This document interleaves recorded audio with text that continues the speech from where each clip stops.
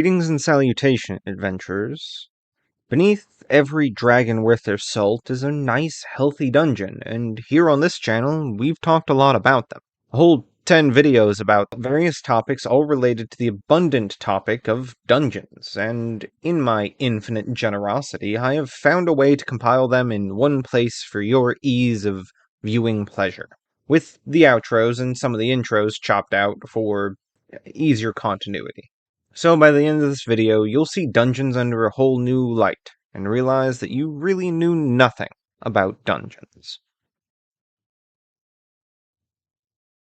Problem with making dungeons is, where do they go in a way that feels realistic and plausible to the imagination, in a way that's more than just a video game obstacle? Throughout this video, we'll talk about the inspiration for location, because in their truest form, dungeons are locational obstacles with a start, end, and a journey in between. Yes, adventurers, welcome to Dungeons in December. Dungeon Jam 2025, I was invited to it. I was going to write a video, and life kicked me in the butt a lot that month, so I basically did a good bit of research, thought cooking, and even script writing, but ended up not having the chance to complete the video because it wasn't where I wanted it to be, and well, we're here now. I wanted to ensure that all my opinions, which have only grown in the time, are properly put to use, and frankly, whether it's D&D or any other TTRPG, I feel as if the elements of understanding dungeons are really core in improving your storytelling, pacing, structure, and countless other bits and baubles for TTRPGs. With all that said, back to the question, where shall we dungeon? Where do we get started? I think setting a proper stage for a dungeon, an atmosphere, or an environment, all of these things come together and let us understand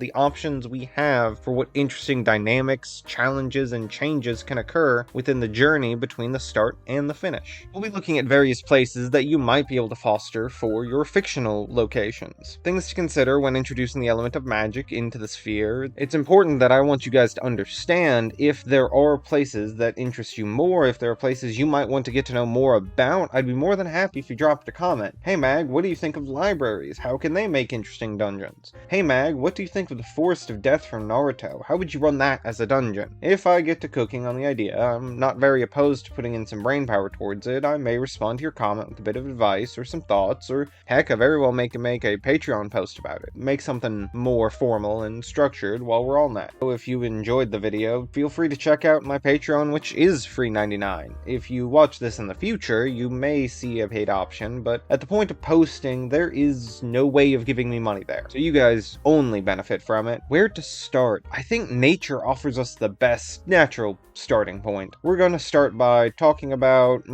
caves. I think that's the quintessential dungeon image. I mean, 90% of the dungeons in Skyrim are caves. I think anyone who's gone caving or has a cave not too far from the back of their yard or local park area near their place of residence understands the ominous adventure that looms by exploring and seeking that darkness in the cave. Caves naturally form from underground rivers or fissures. There are limestone caves in China that are so extensively big that you could see a dragon fly through them. There's plenty of nature documentaries and National Geographic exploration stuff out there on it. Give it a quick Google.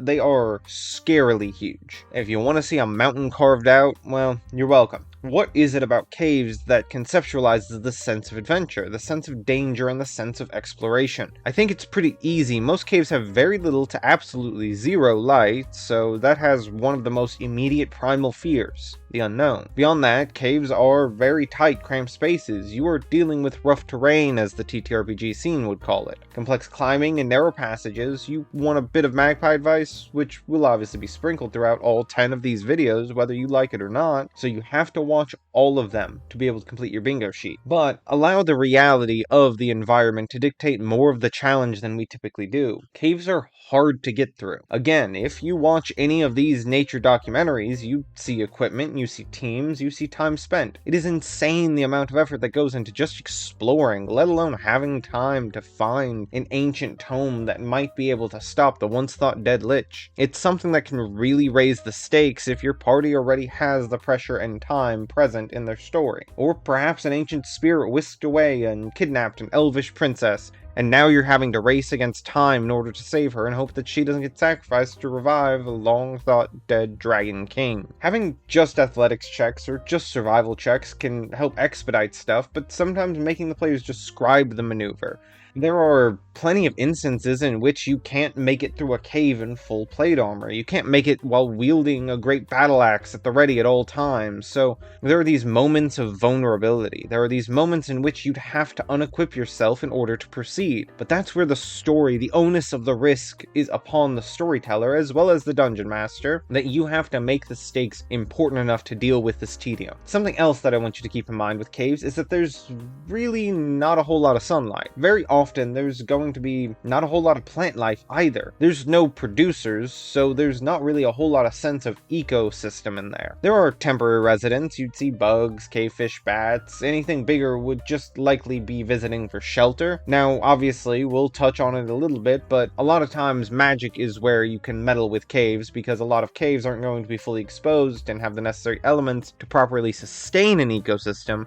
It wouldn't be a Magpie video if I couldn't find some way of talking ecology into this. Another point of natural caves is that you tend to not understand or create apex predators. What do I mean by that? There's not enough food, not enough energy going around where you'll have, outside of something coming and visiting for shelter in the natural system of the cave, you won't have big predators that would tear or threaten. And there's always been an interesting adaptation from within animals that do spend their time in caves. Some of the closest things we see to apex predator, these little guys are sort of the best representation. Pale, almost see-through skin, next to no eyes, and you don't really need those in the dark, barely any semblance of proper teeth, claws, or instruments to tear and chew. Remember, this whenever maybe describing some sort of magically big nasty in the dungeon. Typically we have basilisks that are cave dwellers. If you roam a little too close to the Underdark, you may find a boulet running around. There are countless magical plants that don't necessarily need sunlight in a fantasy world. There's a lot to consider with opening up this can of worms. But if you're going low fantasy, if you're just going minimal magic in your world, keep in mind that a cave itself is the obstacle and challenge. There may not be many natural predators to attack and assail your party or your characters, so much so as the cave itself being the trial. Gravity, slippery grips, and an over-encumbrance are going to be your challenge within this cave. I think the next one I want to talk about is castles. We can't talk fantasy and can't talk dungeons without touching on the castle. Obviously a cornerstone of medieval architecture in numerous ways. What a lot of people don't understand is the fortitude that should come with assailing a castle. You might be able to sneak in at the back of the dungeon, and funny Magpie story, in the first campaign I ever played in, the only one I've ever successfully been able to go from level 1 to 20 with, years back, my character, an elf cleric fighter, and a friend at the time's character, Dragonborn Paladin, had both just recently come across adamantine weapons. Our party was asked by an adventurer who had just failed at a mission to empty out a castle because the local lord or baron had wanted the creature that had taken residence in it to be dealt with. He didn't care for the castle, he didn't care for the property or the land, he just wanted what's festering removed. It's about all the information we had on it, so we got a couple of boats, sailed out to the small island of the castle, and well, we decided that the front door is probably the path of most resistance, so we scaled the rocky areas around the border, headed towards the back, and we used the adamantine weapons with a bit of time and effort to carve our way into the depths of the castle, leading us directly into the beholder's room. We didn't know it was a beholder, and frankly, we just got really lucky because we didn't die. Pretty certain the paladin got turned to stone, and we had to lug his heavy ass back to get that fixed. Ultimately, I call it a net win, because we get to keep the castle. If you're going head-on to a castle, keep in mind that these locations are naturally death machines. They are anti-siege, they have traps for invasion,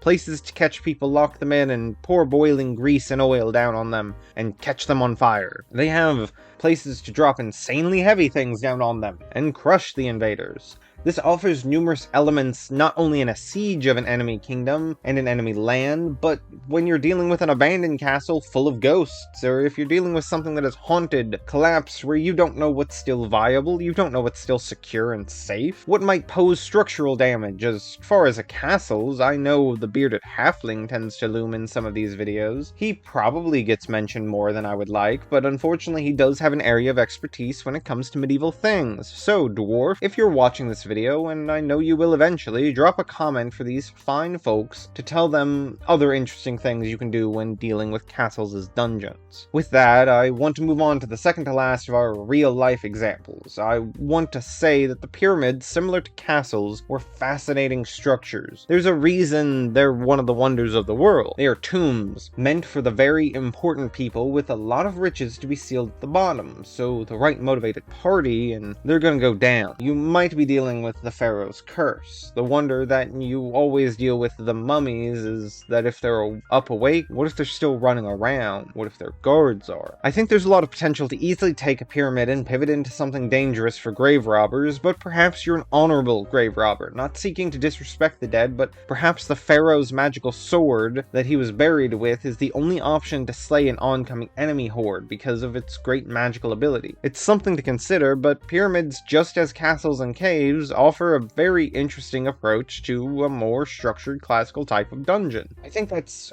the progression. You see, caves offer a very natural basis for a dungeon to be. Castles are buildings that are meant for safety, and you might have a living human element in there, and they're made for defense. But then you have tombs, which through and through are meant to keep the living out, as they are a place of rest for the dead. Speaking of the dead, the last real-world example is one that was a very interesting aesthetic, and that's the Paris catacombs. I didn't go into too much detail because I don't know how much YouTube feels about talking about these kinds of things, but the thought of a dungeon based off of the cities of the dead that would be underneath a new, fresh, living, breathing city is just something so grotesquely fascinating. Maybe some form of war long ago since fought, or a great disease spread. People were buried where they fell, and then as it rained a torrential downpour, some sea god is disturbed, or just time passes, weathering of dirt and stone occurs. Bodies come in a world of necromancy. What if they didn't stay dead? What if a mad arcanist or wizard decides upon discovering the millions of dead underneath the city has certainly found his target for a new mass spell, for his coup d'etat, for his option to take over the city? A setting that means the ground could not swallow up any more corpses. Something that is overflowing, something that is problem that needs to be delved into, dealt with at the root, and not only cleaning as you go down, but having to clean as you cave your way back up through. Next, I want you guys to think about a few games, and in this instance, I'm almost universally talking about video games. For TTRPGs, there are about 1 million of dungeons out there, either officially licensed media or fan content, or available for free online. I want to again use this to pool for inspiration, your creative drive, or as anything I do, maybe take something you already have and use your knowledge or the advice you get from me and twist it to make it your own. That's what magpieing is all about. There are a few places, Skyrim and the Legend of Zelda franchise, both are bountiful inspirations as far as dungeons. Mostly they are almost always hurdles for combat or treasure or story progression, but if you want an easy map or aesthetic, poke around in your favorite video games. Bleak Falls Barrow might be talked about in a couple videos because it's iconic to me, and I could probably walk through it in my sleep. You have Awaken the Wolf Queen and the Bloated Man's Grotto as far as Skyrim. However, why don't you drop me your favorite Legend of Zelda dungeon in the comments below? Beyond that, something else I want to allude to and spend some time in is the Persona franchise, Mind Palaces. I know I've talked about it in length on some of my videos, but also on social media and Blue Sky, how Magwife has the duet that I did for her, and I ran for her up until we pivoted to a more unique structure for an epilogue. The sessions dealt with delving into the minds of people to overcome their personal obstacles, whether that be demons of grief or trauma that was caused, hatred and bullheaded arrogance. The party can have fun fighting through these really interesting representations of personal problems, these perceptions of reality. You can see a lot of that in Persona, how these people's internalized vices and demons generally become the dungeon itself. I think that's a wonderful thing in a world of psionics and magic. Popping into the dreamscape offers a lot of creativity. It offers some pullback, some of your restraints upon reality, as well as it allows you to not have to worry about structure and physical sense, because if something needs to change, the dream can just change. You don't have a building, you have a mind in which you have places to tell a story upon. last but not least, I want to allude to something that's maybe a bit more for those who just casually might explore, might engage with the natural and monster ecology more, and that's of course Pokemon. I love Pokemon. Always will, always have. I think they do an excellent job at ecology and establishing environments, and they can obviously inspire structured dungeons. They're more for a simplistic game, but there's no saying you can't look at these layouts for purpose or reason for them to be there, and perhaps consider, okay, is this something I can use? If you're interested in Pokemon ecology and environmentally speaking, there's a wonderful Poke YouTuber, Acrylic VA, that has hours and hours of context on the exact subject matter that is rich for inspiration for how you involve magical fantasy creatures into a setting, into an environment, and how the Pokemon world builds and tackles such a setting. We've talked a lot about where in nature you can have dungeons. Frankly, caves are one of the very easiest, but don't forget that a dungeon is a bunch of rooms, not always in a linear order. It is a structure of an entrance and an exit and a journey in between. It's the beginning and the end and the in-between. You can have a dungeon that is just exploration of a forest. You can have a dungeon that's just scaling of a mountain or the expanse of a body of water. These are all over and open to you. Perhaps you have some root or stone sample you need. Perhaps a creature is needed that's capable of extracting a certain body part for medicine. There's plenty of reasons to just have nature and the obstacles that nature so generously presents to be available as the reason to explore a dungeon. It allows maybe more of a low stakes to the physical threats, but has more roleplay and skill challenge for the characters to express themselves and explore themselves. Again, it's still a threatening but low stakes, low magic element. For magic, I think you can take anything and everything I've said up until this point, throw it in a blender, mix it up, pour it out, and you got something new. Sky's the limit, really, as far as magic goes in your world building. I think one of these days you might see me do a deep dive on magic in a world building context, as I continue to work out and structure my own world and systems. But magic and dungeons can make things interesting. Teleporting, reversing gravity, dangerous explosives. In the next video or two, we'll be talking about traps and where magic might play a role in some of those. And beyond magic, it allows you to bend any rule that might need to be. A cave that may have nothing more than an albino axolotl as its apex predator can now have a blind albino basilisk, where you can see its organs because its scales and skin don't need pigmentation to deal with sunlight. But how does a predator like a basilisk that dwells where there is little light have such a supernatural gaze? Another element for consideration. Here we are talking about one of the most important relationships between things in TTRPGs, and that's traps and rewards. They're the bread and butter of a dungeon. Traps are presented as obstacles that ultimately are going to make things an unfair fight. Traps will do 4 major things: hurt, hinder, alert, and pass time. Rewards, however, are one way of motivating the whole effort and worthwhile experience, a form of incentivizing engagement from a storyteller's end. Rewards usually manifest as randomly generated magical items, gold, and more gold. Yeah, we'll talk about that a bit later, but why do we think they really matter? Why is it worth talking about? Well, it's because this relationship allows both player and storyteller to benefit. Traps often help the player feel clever whenever they overcome or perhaps train caution. They allow this caution and this engagement and awareness that the storyteller will live for. And rewards, that's easy. We already mentioned they're your motivation and engagement. While that might be simple on its onset, it's really making it meaningful that matters. For example, this trap is Dungeons in December. I've already told you I've got about 10 videos locked in and I'm ready for you to watch all of them, so you've been lured into that subscribe button. You might even click it and comment disarm trap, and well, if you've done all those things, you'll be rewarded with the wealth of knowledge on the creative world building, general frameworking, and advice for storytelling, and truly all of the right world building opinions and TTRPG content and rewards you could possibly want. So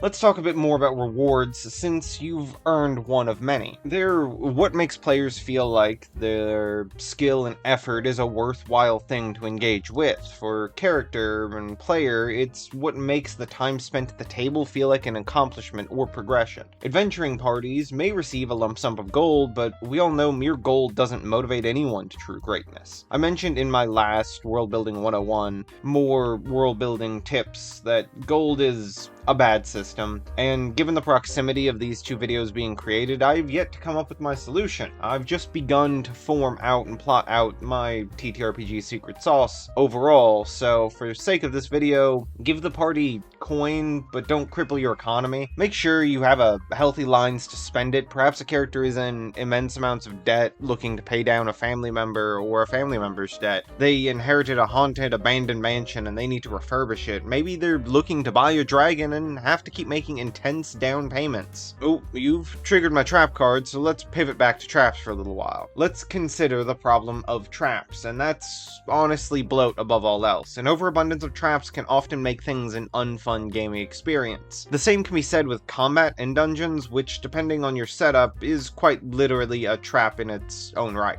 One campaign I had a few years back was in a dystopian fantasy of a previous world that had practically come to an apocalyptic end, and then a fantasy world was built on its foundation. There were fallout shelters, or vaults, that we had to go through and explore, and one of them had gotten a bit overrun by a mutated, fleshy, monstrous experiments. That was a 6-month dungeon in real time. For half a literal year of out of game, our characters were in that dungeon, and the dungeon was largely just a side quest. The greatest TTRPG trap is scheduling. The reason I bring that up is because a big trap that you don't want to step in as a storyteller is bloat. Here are a few examples of different kinds of traps and tricks and routes you can go with designing things, but be cautious of too much. There might be a more specific number somewhere out there from a more specific dungeon designer and storyteller that would be able to give you. There's only so long and so charming rolling saving throws, checking for things can be entertaining to a party of players at the table. Let's touch on some examples. Kindergarten exercises, or 1st through 3rd grade, or whatever kids do in school these days. Mental exercises, word problems, riddles, other puzzles for you and, again, grade school children. Those might be the route if you want to go for something more interactive. I know it's common, and I've never personally found one that's the most entertaining for me to use, but people do it, and a lot of people recommend it. So I would be ignorant to pretend like I am somehow above recommending it. Finding logic puzzles on brand might be a bit hard, but finding stuff that can be reflavored for fantasy, perhaps that's the idea for a future Patreon post. Now the next tip for traps as a whole might be, perhaps that's an idea for a future Patreon post. Now the next tip on traps as a whole, while this isn't a trap for you to use or consider, it's just a general rule for all traps. You need to have multiple solutions. I would say 9.5 times out of 10, I think it's almost non-negotiable because no trap or plan survives the battlefield. Your solution being the right one doesn't have to be the way of saying something has to be processed that way. I want to say it was maybe Dungeon Coach's video, but I could be wrong, where he mentioned that if one person is confused about how to solve something, it's fine. However, if all of your party is confused on how to solve something, how to reach the end conclusion, then it's a bad trap. You don't need to have this mysticism and confusion in every experience. Sometimes it needs to be a tripwire that they see and step around. Sometimes they disarm it. Sometimes it needs to be a riddle from a sphinx that is complicated, but with the right rolls or a sincere player, it can be overcome. Now, let's get into the types of traps that you might want to consider. What are they doing? What are they accomplishing, kind of sense? You have damaging traps. Certainly they have a place and it works. They are very likely your most common kind of trap. I just finished talking about the Dungeon Coach's video on traps, and he has a staggering damage system that can be translated to 5e, and it's been a while since I've checked out DC-20, but I wouldn't be surprised if that also carried over. I know most of my knowledge for seeing these systems comes from a 5e perspective, but it's been translated from there. What other trap systems do you have your eyes on? Perhaps who dungeons better than the product that uses it in its own namesake and then kind of ignores it? Let me know in the comments below, because I'm curious and learning. I know I gotta go back and look at DC-20 at some point, just kind of waiting for it to finish its production and release, but there's probably no super clear timetable on that. I just prefer looking at a physical book, but that's certainly a me problem. The next is skill hinder traps. I think they're underappreciated because it's a trap that could naturally make stealth harder. Is it a powdered odor that's incredibly noxious, so it's harder to get out of the crevices of your armor and equipment? Perhaps it's a sticky residue that makes sleight of hand that much harder, or an arrow to the knee that impacts impacts your athletics, really anything that creatively creates a roadblock for the party. These traps are meant to make a fight unfair. It doesn't necessarily have to just be in the fight itself, that could be getting to the fight, that could be getting to an advantageous position in the fight, anything that might hamper you from performing at full duty. Another one to consider is alerting your enemies. I think this is a big one because more enemies, more problems. I'd be mindful because I know a lot of combat design in 5th edition, at the very least, just says the more the better, beat at the action economy, blah blah blah. This is not the video where I go into a 5e tangent again, but use it sparingly. Alerting the enemies could be as simple as a scout reporting back and the big bad evil guy has a few extra turns of prep before the party advances upon them, or perhaps they're fleeing because they don't have to deal with the party at this exact injunction. Making all the resources much less meaningful because they're already plundered and they've already escaped. The last one is passing time, and this one's probably the most self-explanatory. If a party gets behind a physical roadblock or trapped in a net or whatever it may be, there's the opportunity that, well, everything proceeds. If someone was kidnapped, they're now farther away. If someone's sick and ailing from a condition perhaps, maybe it's more critical. Now, we're talking about making deals with higher powers and more powerful beings in order to accomplish such things, to get them accomplishable. With that, let's pivot back to rewards for a bit. I think this is a give and take. Back and forth has me pulling, wanting to give your players something good, something nice. With that, let's remember rewards are for engagement and motivation. That's a key takeaway from this video. It doesn't just apply to dungeons, it's in everything you do. Combat outside of dungeons, stories, side quests. There needs to be growth. There needs to be this benefit to these things in order to allow players to want to keep playing. Obviously, you can't have people engage with the story and sometimes reward them for story progression, but you just need to be mindful that you are rewarding your players. Not just saying this because I've totally not been the dungeon master who was making an engaging and fun story and then totally forgot to give them any kind of loot or progression, and then they never complained about it. I just realized after 4 or 5 sessions, no one leveled up, no one got any kind of reward or bonus because we were all just so locked into the drama of the story. It's something I want to try and be better about, something I plan for and think on more regularly.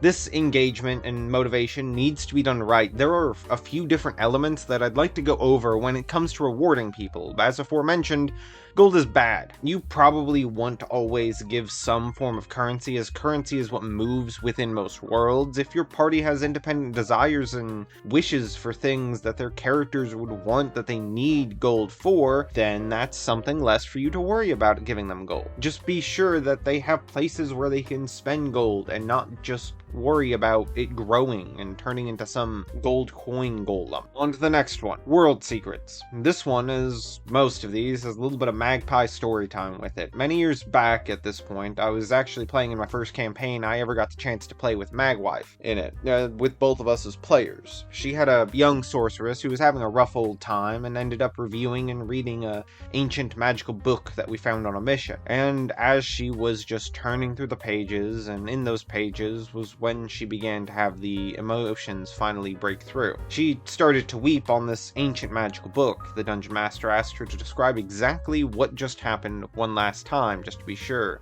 So once again, the sorceress was described as crying down onto the pages of the book. And because of that, the intense emotion and the engagement of the unique loopholes of this project and things going on in the background, we unlocked the main quest. Vecna is still alive, and it did it way earlier than anticipated, which was super cool because that greatly pivoted where we were as characters, as fresh rulers of a kingdom and all that fun stuff. The biggest, baddest, evilest guy was still alive and is about to make it our problem because he knows we know. That campaign fell to the scheduling demons, as it all will at some point. But with that being said, I think it's certainly worth offering your players world secrets, especially ones that are going to lock them in, especially ones that pertain to their characters or aligned factions or characters that they as players are greatly interested in. Learning the things from the man behind the curtain certainly activates this primal nosy hunger that we as players and characters so often have. Another underappreciated reward that players should be grateful for, as it is touched upon in my video on rest mechanics, is safe rest. That's in accomplishment in its own right. While sometimes you'll have different worlds and different setups, different dungeons, it is certainly worth acknowledging that they're probably going to have to rest at some point. Otherwise, you're just going to burn all your spells, and unless you have a short, painful dungeon set up as your route of exploration, it may be harder for you to get them through it without a rest. A reward should be rest, a reset, depending again on your system, depending again on your rules. I know, as we've discussed in the previous video, not all systems allow for full rests in a hostile environment. That's perfectly fine. However, even partial rests to rejuvenate health points or mana spells in any meaningful way could still be worth exploring as reward for completing areas or objectives within a dungeon. Exploring the dungeon, engaging with the dungeon, let's bounce back to traps for at least a minute here before we get closer and closer to wrapping up. Traps should be fun. They don't need to just be a way of punishing your players. They definitely don't need to just be insta-kills. That's a big thing I actually want you guys to avoid. You can damage the mess out of a party. That's what potions, healing spells, rests, and 4th level spells would... It's a big thing I actually want you guys to avoid. You can damage the mess out of a party. That's what potions, healing spells, and rests are all for. An insta-kill trap, pretty much never. Unless you guys are playing the meat grinder old style 8 characters to get ready for the campaign, that's just typically not what people are going to want to engage with, because people invest a lot into their characters. I'm sure at a later point you guys will hear the death and dying kind of explanation from me as to why death in TTRPG can create interesting stories and can probably kill campaigns. But let traps be fun. Some of my favorite concepts that come from published content, I can't say I remember all of the citations for where these come from, they're just ones I've picked up throughout the years, so you'll have to apologize for the passive plagiarism. If they sound familiar to you and you know where they are, please drop in the comments. First and foremost, a hall of pit traps. Whenever they get used to break tension. Not every dungeon is going to be life or death, not every dungeon needs to be that serious. If tonally you're playing a campaign and the campaign itself is that serious, yeah, maybe you ignore some of the sections.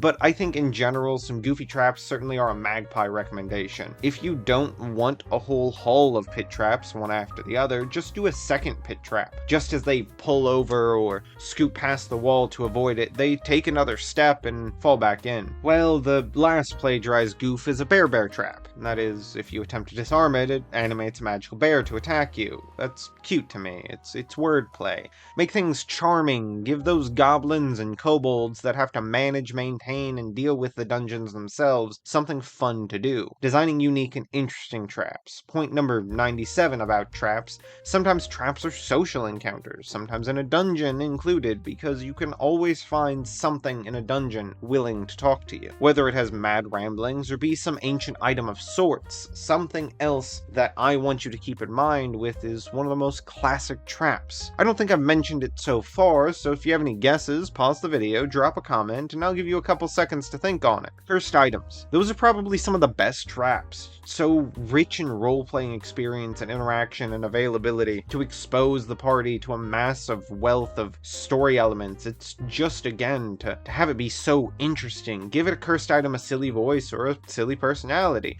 Having them be something important, who wants to get out, have them be able to tempt and help the party in meaningful ways. Then back to pivoting away from the fact that traps can be fun, I think rewards should be meaningful. I think a lot of times we should reward with skill bonuses, +1s here or there to a certain trait or skill, just permanently. For this feat, you accomplished unique magical items. I one day will make a video and I want you guys to hold me to it. Or something unique, a special ability, or powers that sort of have unique powerful abilities. One day I will make a video on why randomly generated anything, including especially magical items as a reward out of a table in a book, is a bad idea if that is the majority of people's loop. I say that as someone who painfully had a DM who did exactly that. 60 to 70% of magical items we got, party just wouldn't use. My character, who was terribly statted at the time, unironically got the nickname Iron Man because I was just a hodgepodge of different magical trinkets because no one else wanted them and they were better than what I could do. And on occasion, whenever we got something that was custom made for one of us, it was still the toss-up on if it would go to the right person because everyone wanted the cool, unique something or other. Because most of the time, no one got anything that they wanted to use, so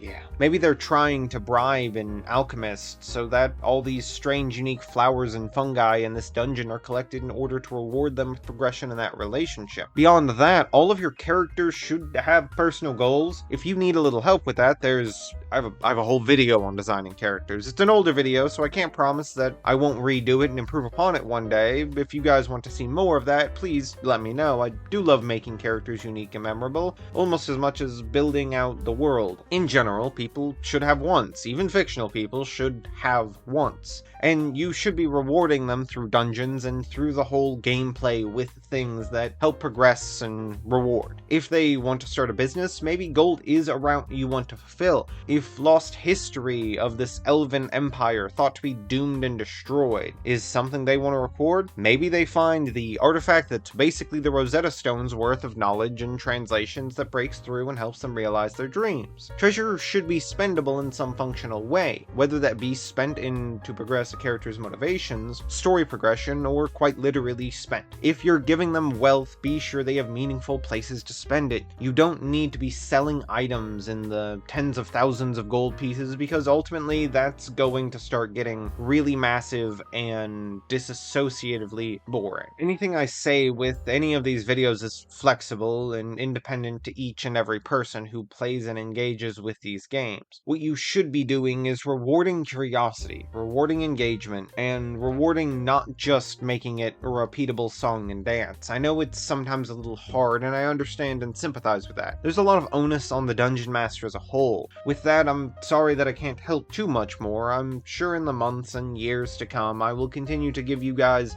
advice on making things more engaging and how to get players to lock more into your world, so subscribe for that journey. We're still early on into everything you could learn from me and everything I plan to learn from you. Additionally, see what your players are bought into and sell them more of that. Traps and rewards aren't just in a dungeon, they're the lungs of the dungeon. Untold evil has returned to the lands, an evil long thought gone. The world shakes in anticipation of how to deal with the swelling of power. The local court wizard has beseeched any brave adventurers to travel into the arcane burial grounds to seek out the legendary tablet that foretold this calamity, and might detail clues on how to undo this threat upon itself. Now, doesn't that sound fun? And maybe a little familiar. Did you know that the least used part of Dungeons & Dragons' name is the dungeon part? With infamy of the Tomb of Horrors and early editions so heavily linked into this thought of dungeon crawling, where did our dungeons go? All those dungeons have been plundered,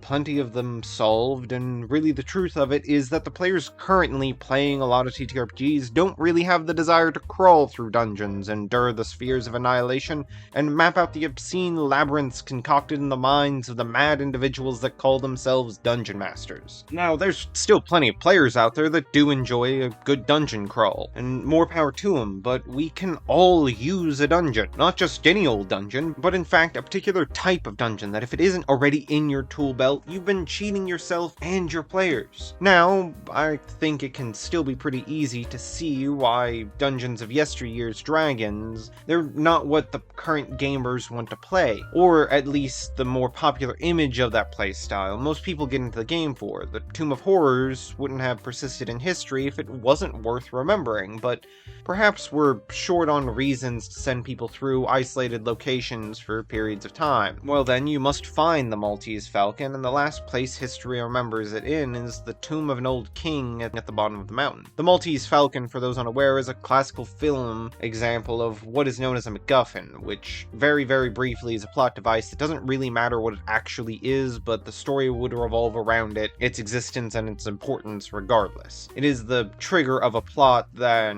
at the very least for my 5-room dungeon, which is where we're at, the one we'll talk about is a MacGuffin. I want to allude to the Maltese Falcon, but I'm getting a bit of my head of myself, aren't I? How about we take a pause and talk on the 5-room dungeon? If it's your first time hearing about it, I'll be leaving resources in the description to give you more hard information, a reference guide to it. Of course, this was supposed to be part of the Dungeon Jam that happened a few months back. I'm hoping to link resources to all of those wonderful videos, but just like we did a quick run through, without further ado, let's talk about the 5-room dungeon. Room 1 is the Guardian. This is whatever has kept people out and the initial obstacle from keeping people from getting in. It could be environmental, like being under underwater, up in the air, in a dangerous mountaintop. It could be magical, a riddle, a curse, or perhaps an illusion cast over the entrance has ensured that no one has disturbed the grounds. But very often it is something present, something that a lot of people, a lot of parties will jump at the opportunity to fight. Now, a word of caution, be careful burning the resources before it even starts. I mean, frankly, let this be a speed bump that explains why this problem is a location. It's available to the party and no one else. Room 2, the roleplay encounter or puzzle. Easy enough, this is the room where perhaps you have something to figure out, or something to talk to. Perhaps there's a lot to be said for puzzles in Dungeons & Dragons, insert the kindergarten puzzles, or all the stuff we talked about with traps in the last video. For those who might be struggling to remember wordplay or whatever might come from it, something that comes to mind for Magpie recommendations is look at old Game Boy Advance and DS era Pokemon games. So that's Gens 3 and 4 of Pokemon for those not initiated. I think a lot of the HM puzzles and gym puzzles or other areas could really help give you a basic understanding of what some physical puzzles that could be interesting could be to interact. Let them solve it out on a grid formula. The Team Rocket warehouse with the spinning tiles is an example. Imagine describing your players getting thrown around on these magically enchanted tiles. You could even tie it to Constitution saving throws, lest they suffer vertigo and nausea. Roleplay encounters are generally a lot more understood. It could be a conversation people have to have in order to progress forward. Perhaps the Guardian is a dangerous path on the mountain, but the roleplay encounter is the fact that once the party gets in, they can't actually figure out how to get past the collapsed rubble in the entrance, so it's back to town to see if they can find some folks willing to mine or perhaps grant them explosives to outright blow their way through. They may have to make a business agreement, since there would be a liability that this cursed haunted dungeon being opened up sounds pretty dangerous to everyone else, so the party now really has to sweet talk the working crew to get them in, or really to get them to understand why it's so important. Room 3 is your setback. This is one that I think I actually had the biggest trouble really getting into my brain to understand how it functions properly within a 5-room dungeon. It isn't really a specific room, at least it doesn't have to be a room, which more so can be a focus or event. Think of it as anything that might delay completion. Perhaps something got sealed off, perhaps there's a curse that delays them, perhaps there's a condition of a dangerous monster that causes the party to need to wait for another day for it to go and find another route. You don't have to overcomplicate it, it just needs to be something that the party burns resources interacting with. Spells, HP, gold, time, any and all of these, you can have setbacks be small speed bumps or a pretty substantial hurdle. It goes back to that core principle of traps making things an unfair fight. The setback is no different. Room 4 is your conflict. There might be multiple fights in a dungeon, but think of this as the fight. The one that ends the rest of them, the one combat to rule them all, the climax of the dungeon. If you're talking in a more narrative sense, or befriend every enemy, not every fight has to come to a place of bloodshed and death, but I think it should still be that moment, that level in tension is at an all-time high. It should be all riding on the way that this room plays out. You want it because the boss of the dungeon is ready with all 3 of his health bars. If the encounter is meeting the Sphinx at the end of the dungeon, then the conflict is solving their 3 final riddles. That's also fine. Just remember you set the mood and the themes of the dungeon. Just give it conflict that helps align yourself with the goals as to what brought them here. Room 5 is the reward. The dungeon has been plundered, the boss beaten, and the dust has started to settle. Now we seek treasure. This is something that perhaps is very open-ended. Perhaps it is the gold and magical items of the troll who made this cave home, or it's the horde of the dragon or lich that just was slain, or maybe the reward is the friends we made along the way, or the deep arcane secrets locked in the ruins of this dungeon. It doesn't have to be gold and magic items though. If we're staying in the typical D&D Pathfinder game style, you might just want to sprinkle in some tangible physical shinies for your party. Most rogues will break out in hives if they don't have the chance to get something, but remember, as we spoke on rewards, do your best to have them be meaningful and don't always think they have to be physical shinies. Okay, so that's the 5-room dungeon. What else do I have to say on it? A few things actually, in case it hasn't been made abundantly clear, don't feel limited to make this a dark, dank cave. Get creative. Not all of this has to be in order. They can really be transformed to defy the traditional settings of dungeons. Maybe your 5 rooms can happen in Fantasy Costco, or a complex Fey forest that feels like a segmented into different areas and levels, layers to explore. On top of the general concept of being something that's more flexible for numerous types of dungeons, it has been proposed for others that this might also be a good story structure. Break it down. Initial hurdle, conversation or challenge being the easy setup for social elements, setbacks that should happen in any kind of story to make them satisfying, conflict, another easy one for anyone, that's the tension of the story, and then the reward that can get you in the same place. But I think you're looking at it in the story structure. The reward for beating a dragon may include the horde, but largely it should be planned in the saving the kingdom route. So what would Magpie do differently? The first is a hand-me-down type of suggestion. I got the idea from Wobble Rocket, and he got it from an article or book that he's told me about, but I can't recall at the moment of recording, so I challenge the mighty Wobble to leave me a comment citing my resources, because I don't remember where you said you got this from. But it's that you have 5 rooms of function and 5 rooms of flavor, leading to a 10-room dungeon, which is still not crazy big, but the flavor allows you to expand how much prep and how much aesthetic and vibes and visual is present. It allows breathing room for exploring the lore and the world of the dungeon. Maybe if it's the Lich's dungeon, they're able to project an illusion of themselves to taunt the party and have dialogue with them. Have them, again, be more flavorful and fun. I know there's a handful of other dungeon alternatives to make things interesting. Let me hit my Magpie bingo card and mention the Welsh DM's video on procedural dungeons. It's a short 12 minutes gives you a fun, unique way of letting dungeons play out. Heck, no saying you couldn't kit bash the 2 methods together, or the 3 methods together if you're counting your rooms of flavor. Now you may be asking, we've listened to this video, we've liked, we've subscribed, and we left a comment, but what's in it for me? And I commend you. Any fellow Magpies worth their salt know collect shiny things and take them back to their own collections, and with that I offer you my very own creation, a 5-room dungeon I teased at the start of this video. The world is ending. The method you may choose can be whatever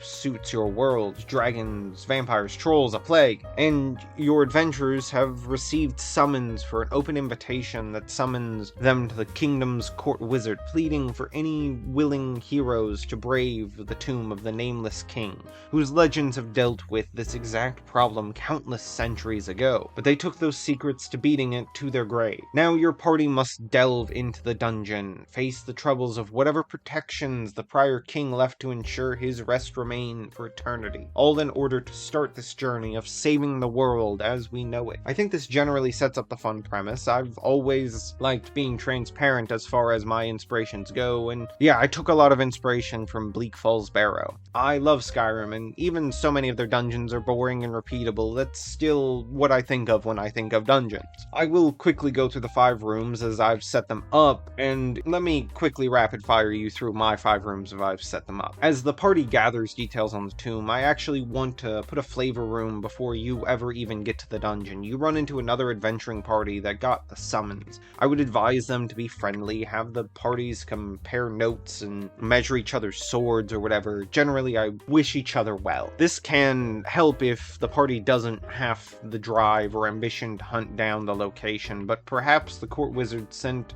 Google Maps directions with the summons. The tomb is atop a cold mountain. You can have another flavor room before entering the dungeon proper and have it be the weather hitting the party as they have to scale up. Maybe have it even be a small setback of the party can't meet very low DC skill checks. Have it add a little extra bit of time passage if someone lost their grip and the party has to scramble to help them along. We're now approaching the first of the rooms, the Guardian. What keeps the people outside the tomb of the nameless king? A group of bandits has made their base of operations outside the tomb. It wouldn't be a Skyrim reference if there weren't a healthy amount of bandits. If They've heard the rumors of the riches of the tomb, and they've never been able to be confident enough to go in. You have a few routes forward, either straightforward route, slay the bandits. If your party is stealthy, maybe they're able to sneak past and get into the dungeon, with either magic or skill, being able to avoid the attention of the guards. If you have a more diplomatic party, they could try and talk to the bandit leadership, and from here you know to barter and wheel and deal, or to come to an agreement to cut the riches of the tomb with them. Whichever way you get past the reasonable amount of bandit they mentioned, the only one who might have gone in was Aaron Swiftfoot. He's been missing for a few days and always talked about how the danger was just nothing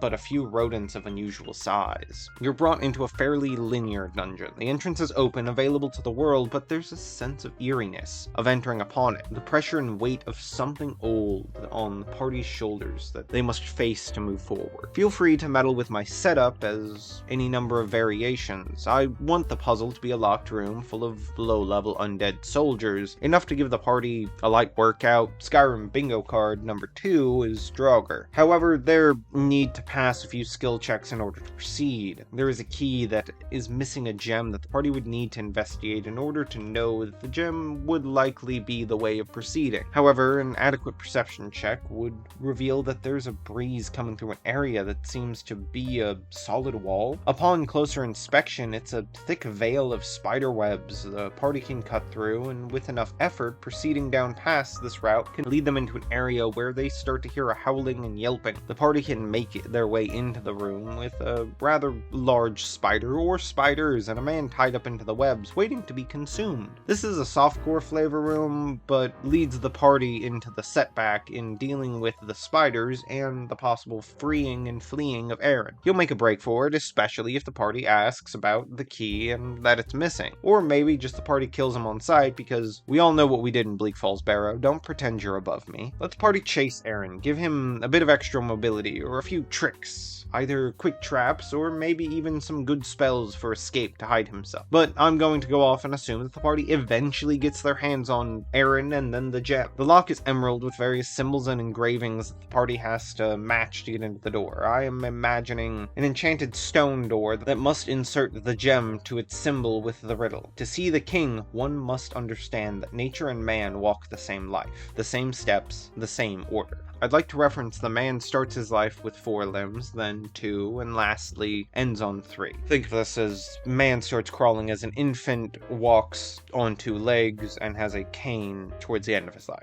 If your players are stumped, I think it's pretty reasonable an intelligence check could get them to order the animals with the symbols and go with the number in between. Between Aaron, the spider, and all the other sprinkling conflicts, and even your possible traps that could be sprinkled in, I'd personally consider this a stretch of time your setback. Not every room needs to be a literal room. It can be a set of events or experiences within a core area. That gets us to the core of what's beautiful about the 5-room dungeon, and beyond that, dungeons as a whole. They're structures for experiences.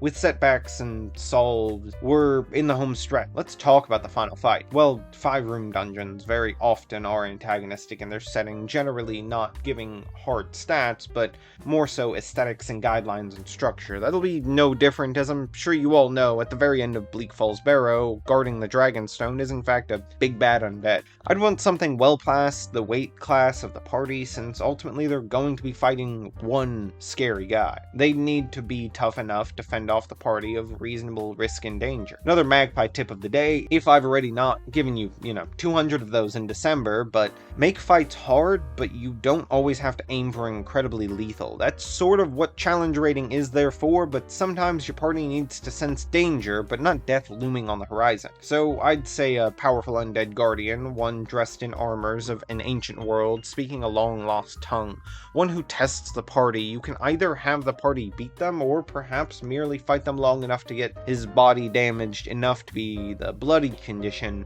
and then he relinquishes the key to the final room, whether that be a literal room or not. We'll transition to the rewards portion, which, if you've already watched the video on traps and rewards, we all know how to properly hinder the party and offer meaningful motivation and engagement to explore through the 5-room dungeons. For our particular room, I'd say the boss room just becomes a non-lethal area for exploration, either with the Guardian slain or generally returned to his resting position. The party would find the Maltese Falcon waiting atop the stone structure built atop the position which the Guardian stood. Throughout the room, there would likely be other chests of general treasure available, information on an age old and long past. Perhaps some magical trinkets that the party can find useful for their battle going forward. And with that taken care of, that wraps up our 5-room dungeon. Okay, so key takeaways is that the 5-room dungeon is a pretty amazing structure that everyone running formal dungeons or not should be able to be taking advantage of. We've talked a decent bit about dungeons at this point. The life breath, the locations, one of the best structures, but that doesn't touch on the fact that we're in the 4th video of dungeons in December, and you all haven't even made me sit down and explain what the heck a dungeon is in the first place. It's been far too long, but way back in the Dungeon Jam, I was cooking with Brian from Barge Games for a Magpies method of dungeons, and that's what the video is foundationally gonna be. M is for monsters, which is anything with a stat block that needs to be punched, but as in all game design, just because you can punch a problem doesn't always mean that's gonna fix the problem. Never feel the absolute need to have a fight be present. Maybe a tricky, cunning player or a charismatic, friendly player can talk their way through. The best enemies can become the best of friends. If it can be killed, fought, or anything in combat with it, its stat block should be prepared with the first section, just so you're not having to scramble and figure out where everything else is. Next, A is for access points, and that's the numerous ways the dungeon can be entered and exited. Any good adventurer with an adamantine greatsword can make a wall of the castle a straight path to the boss room. But did you come in the front door like the Lich so painfully hoped so? Did you find an ancient sealed magic portal in the back room of another dungeon, pull the curtain off, and be teleported away to this new dungeon? Did the small mining village accidentally tunnel into a secret layer of untold evils? When thinking about access points, think about how you're getting the party in. And on top of that, what else could get in the way? Now, G is for gatekeepers. It's a pretty interesting one. This is fairly direct parallel to the 5-room dungeon, but I think Brian really broke it down in a good way that helps establish a total story for your dungeon. Why isn't it already plundered? Is there some golem standing outside allowing the players of only true heart to pass? Is there natural terrain of the building impossible to overcome? Or perhaps a curse that only allows souls powerful enough to be feasted upon to enter? Think about this as a narrative element that allows your party to largely be the first ones to stumble upon the entrance. Perhaps it's magically sealed, I don't know, you speak friend and enter, or something silly like that.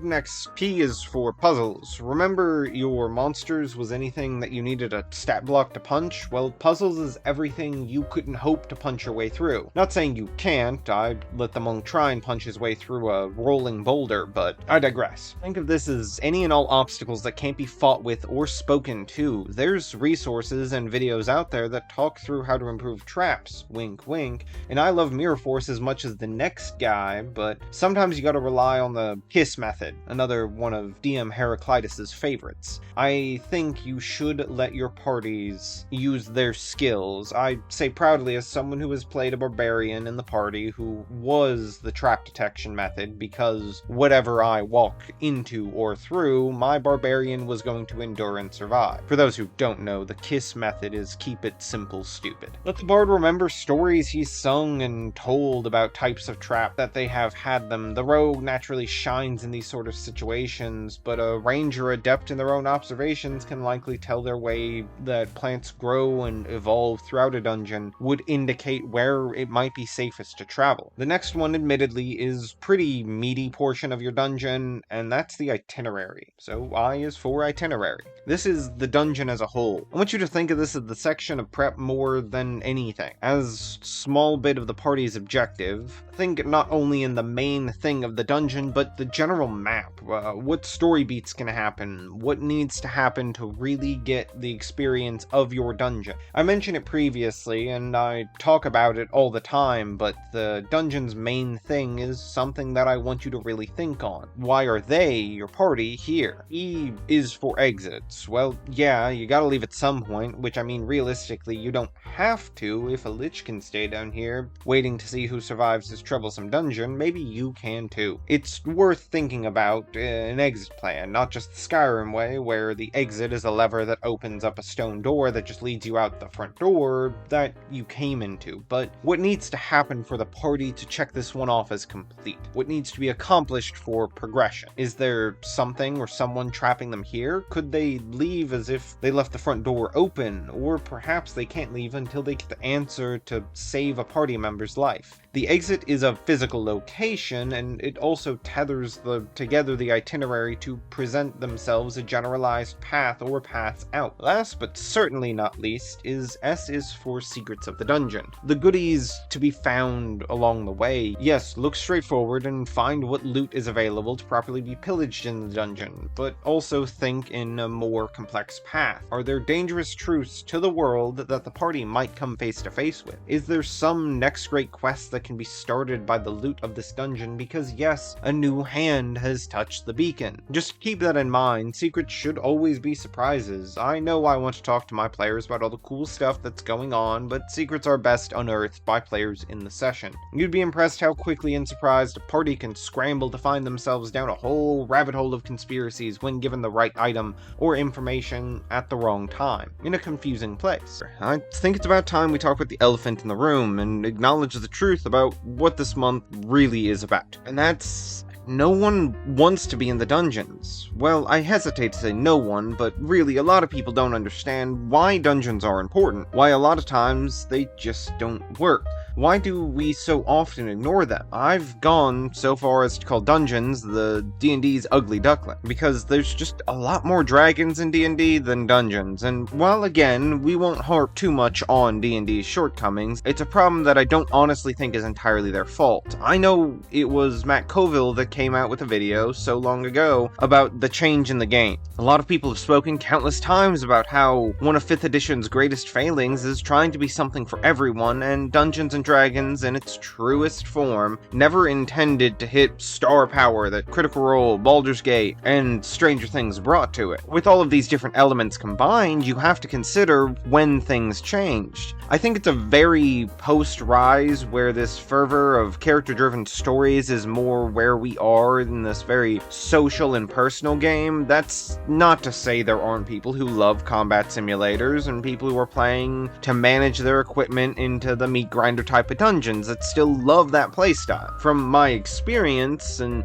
a lot of the interaction I see within a community, dungeons are just often seen as time sinks. So much so that even players like myself have been traumatized by that 6-month dungeon I unironically might have mentioned in about every one of my scripts outlined for all 10 of these videos. From there, I had to trim it as I realized it was becoming a bit excessive to talk about the same instance on repeat. They're seen as these chores, but at the end of the day, why I made Dungeons in December, why I wanted to go back to this big old video I made for the Dungeon Jam was because I think there's this fundamental misunderstanding of dungeons. They are problem resolution structures. They can be social structures. I think the 5-room dungeon beautifully tackles what a dungeon is and how flexible a dungeon can be. But dungeons can really facilitate any kind of game you might need. You can use dungeons to explore different environments and have it be this contained experience. Not everything needs to be an open world free-for-all. Maybe you have a linear exploration planned out for experiencing a new territory. They can just be ways of exploring the setting. Maybe you have a dungeon in your prep you're using to act as a preliminary getting to know every new relevant NPC in a city. Or heck, maybe they're traveling and this dungeon's the way of interacting with the quest line, experiencing travel, and experiencing these different environmental factors or native species. You can use dungeons to explore past histories of long ago in cutscene-like sessions. As a storyteller, you can just hand out new character sheets to allow the players to play this old moment in history and have a little fun to break up and make some memories. We need more dungeons. Dungeons have to have these concrete themes, goals, and purposes, and sometimes it can be very intimidating to understand what the main thing is. If you've listened to my advice on campaign prep and session prep and all that good stuff, understanding the main thing of your story helps all roads lead back to it. If your theme is toppling an empire of dragon kings, well then every dungeon might need to help facilitate that in some form or fashion. It doesn't have to be a hard line to killing a dragon, but it could be a soft line or a dotted line. But dungeons need to have trials and engagements. The traps and reward system that we've talked about earlier, the lungs and life breath of a dungeon, is so critical to just the dungeon experience. But session prep doesn't have to be trapped in the Tomb of Horrors. Don't view dungeons as these archaic seeds to seal away undead, mimic slimes, swinging blades. Dungeons are so much more. The reason I say we need more dungeons is because, frankly, in the TTRPG scene, there is a nasty amount of onus and work that goes on to the storyteller to be able to prep everything, to be able to structure everything. That is where dungeons have become this ugly duckling, because the game evolved and they didn't. The need for them is still there, but how do they look and what they look like, and all needs to shift. The majority of people playing games aren't looking to explore, aren't looking to crawl through and tap with a stick to find every pressure plate. We're having people who want to engage with stories, characters, roleplay. A dungeon in the esoteric big picture sense allows a structured problem, solution, start to finish, and journey in between. Dungeons are fine to be dungeons, but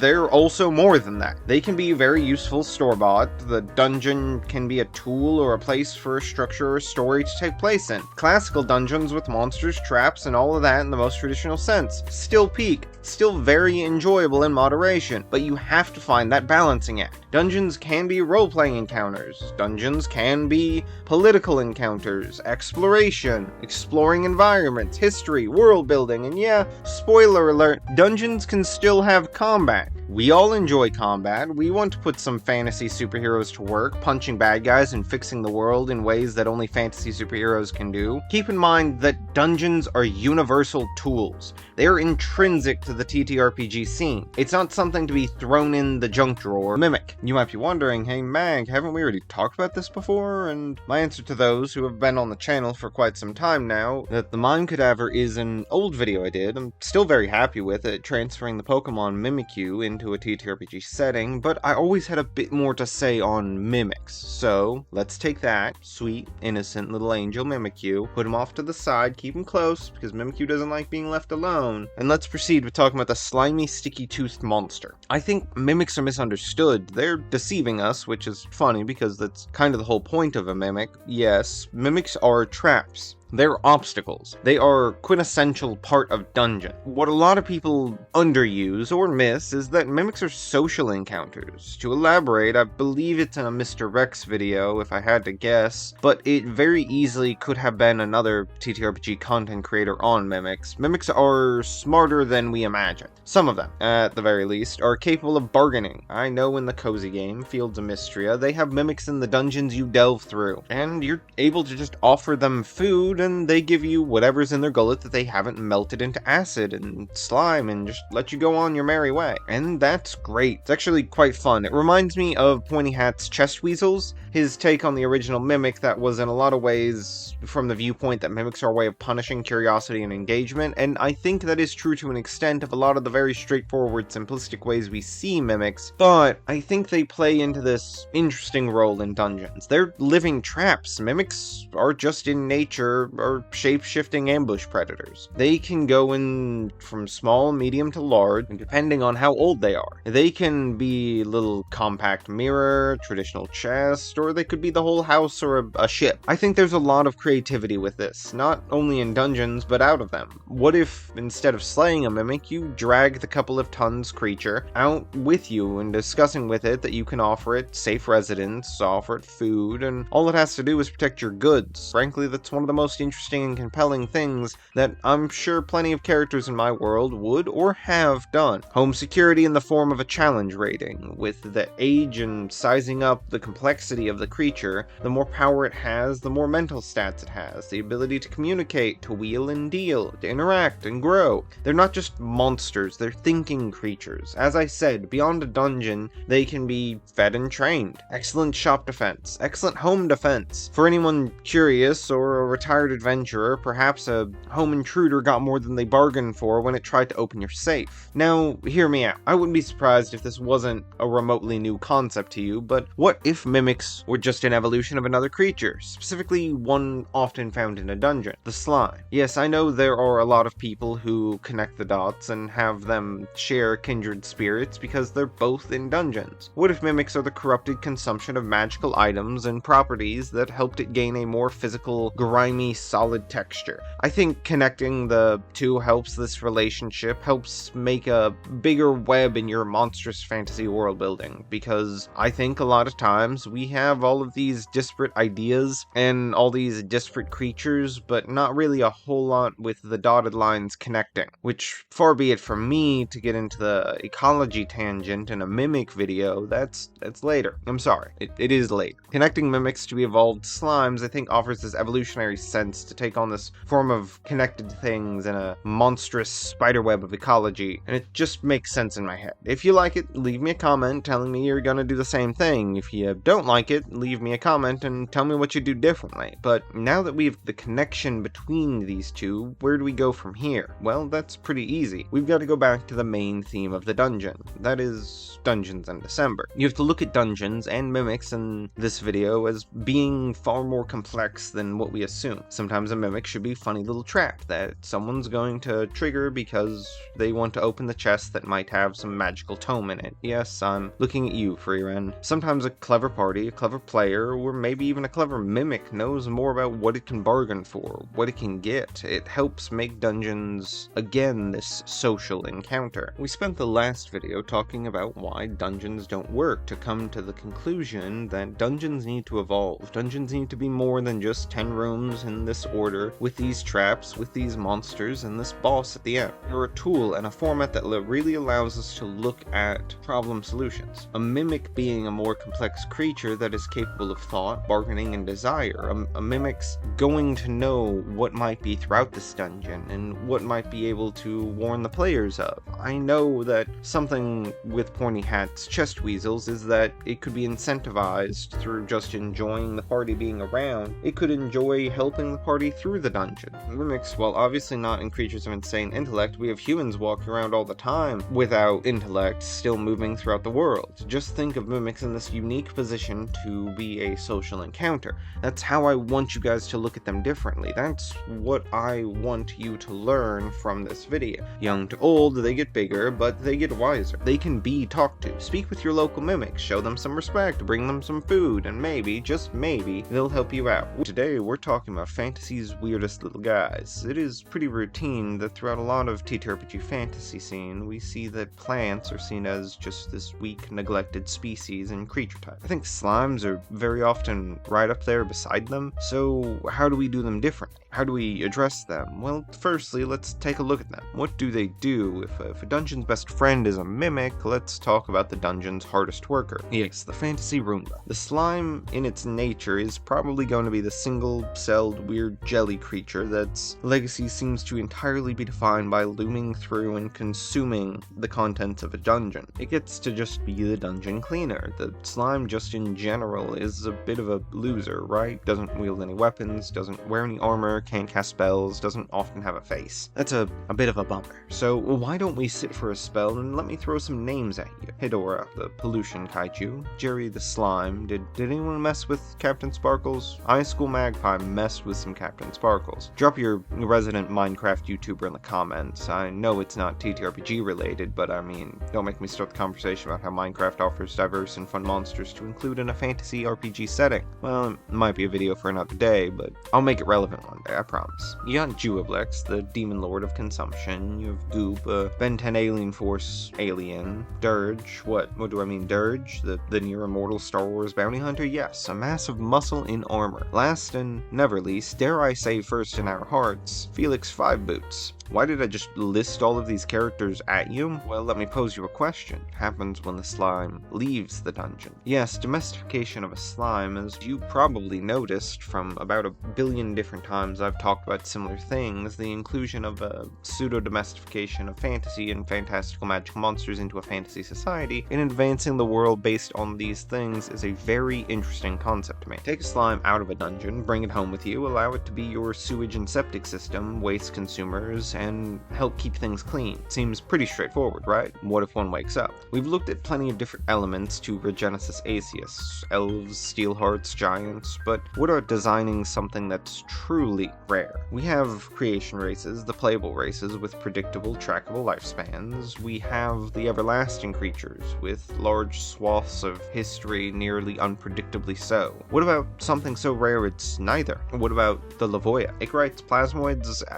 they're going to be a slime people. I wanted to approach the concept of, a lot of times you see these physically bouncy, single-celled, even in comic books, you have characters like Plastic Man or Iceman that are almost indestructible, immortal because their bodies can't be damaged, or as long as a single cell of them exists, they can reconstitute themselves. As they're difficult to destroy, these wonderful things, they're able to be very powerful in their own existence. You have Dirge from Star Wars, who's a mass of muscle and armor, meaning it's really hard to put the guy down if he gets on your case. Now, you never want something so immortal and so possibly common that it can't have its power checked. Very often, everyone will band together to prove it wasn't ever so immortal or safe as it thought it was. So with the Lavoia, what does it look like? They are so scarce, so disparate, that they don't have a shared cultural identity. I would say, just for my own world building consistency, that a Duoblex-like creature is down in hell. Name, proper design, and origin pending, but I'll call a spade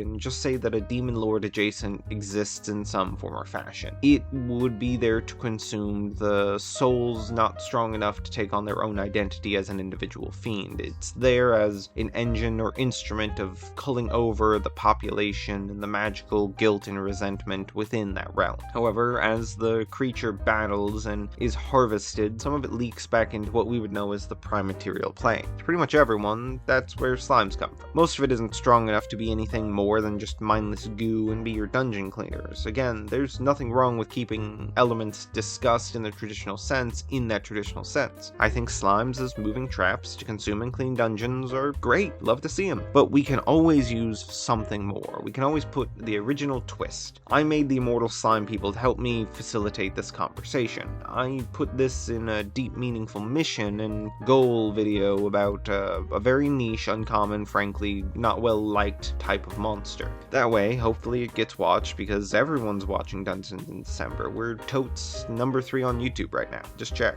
and watch some of my other videos too, please. Lavoia would have latent magical abilities and souls inside of them that would twist and gather together and eventually awaken them to be a soul-bound being of their own right, transforming.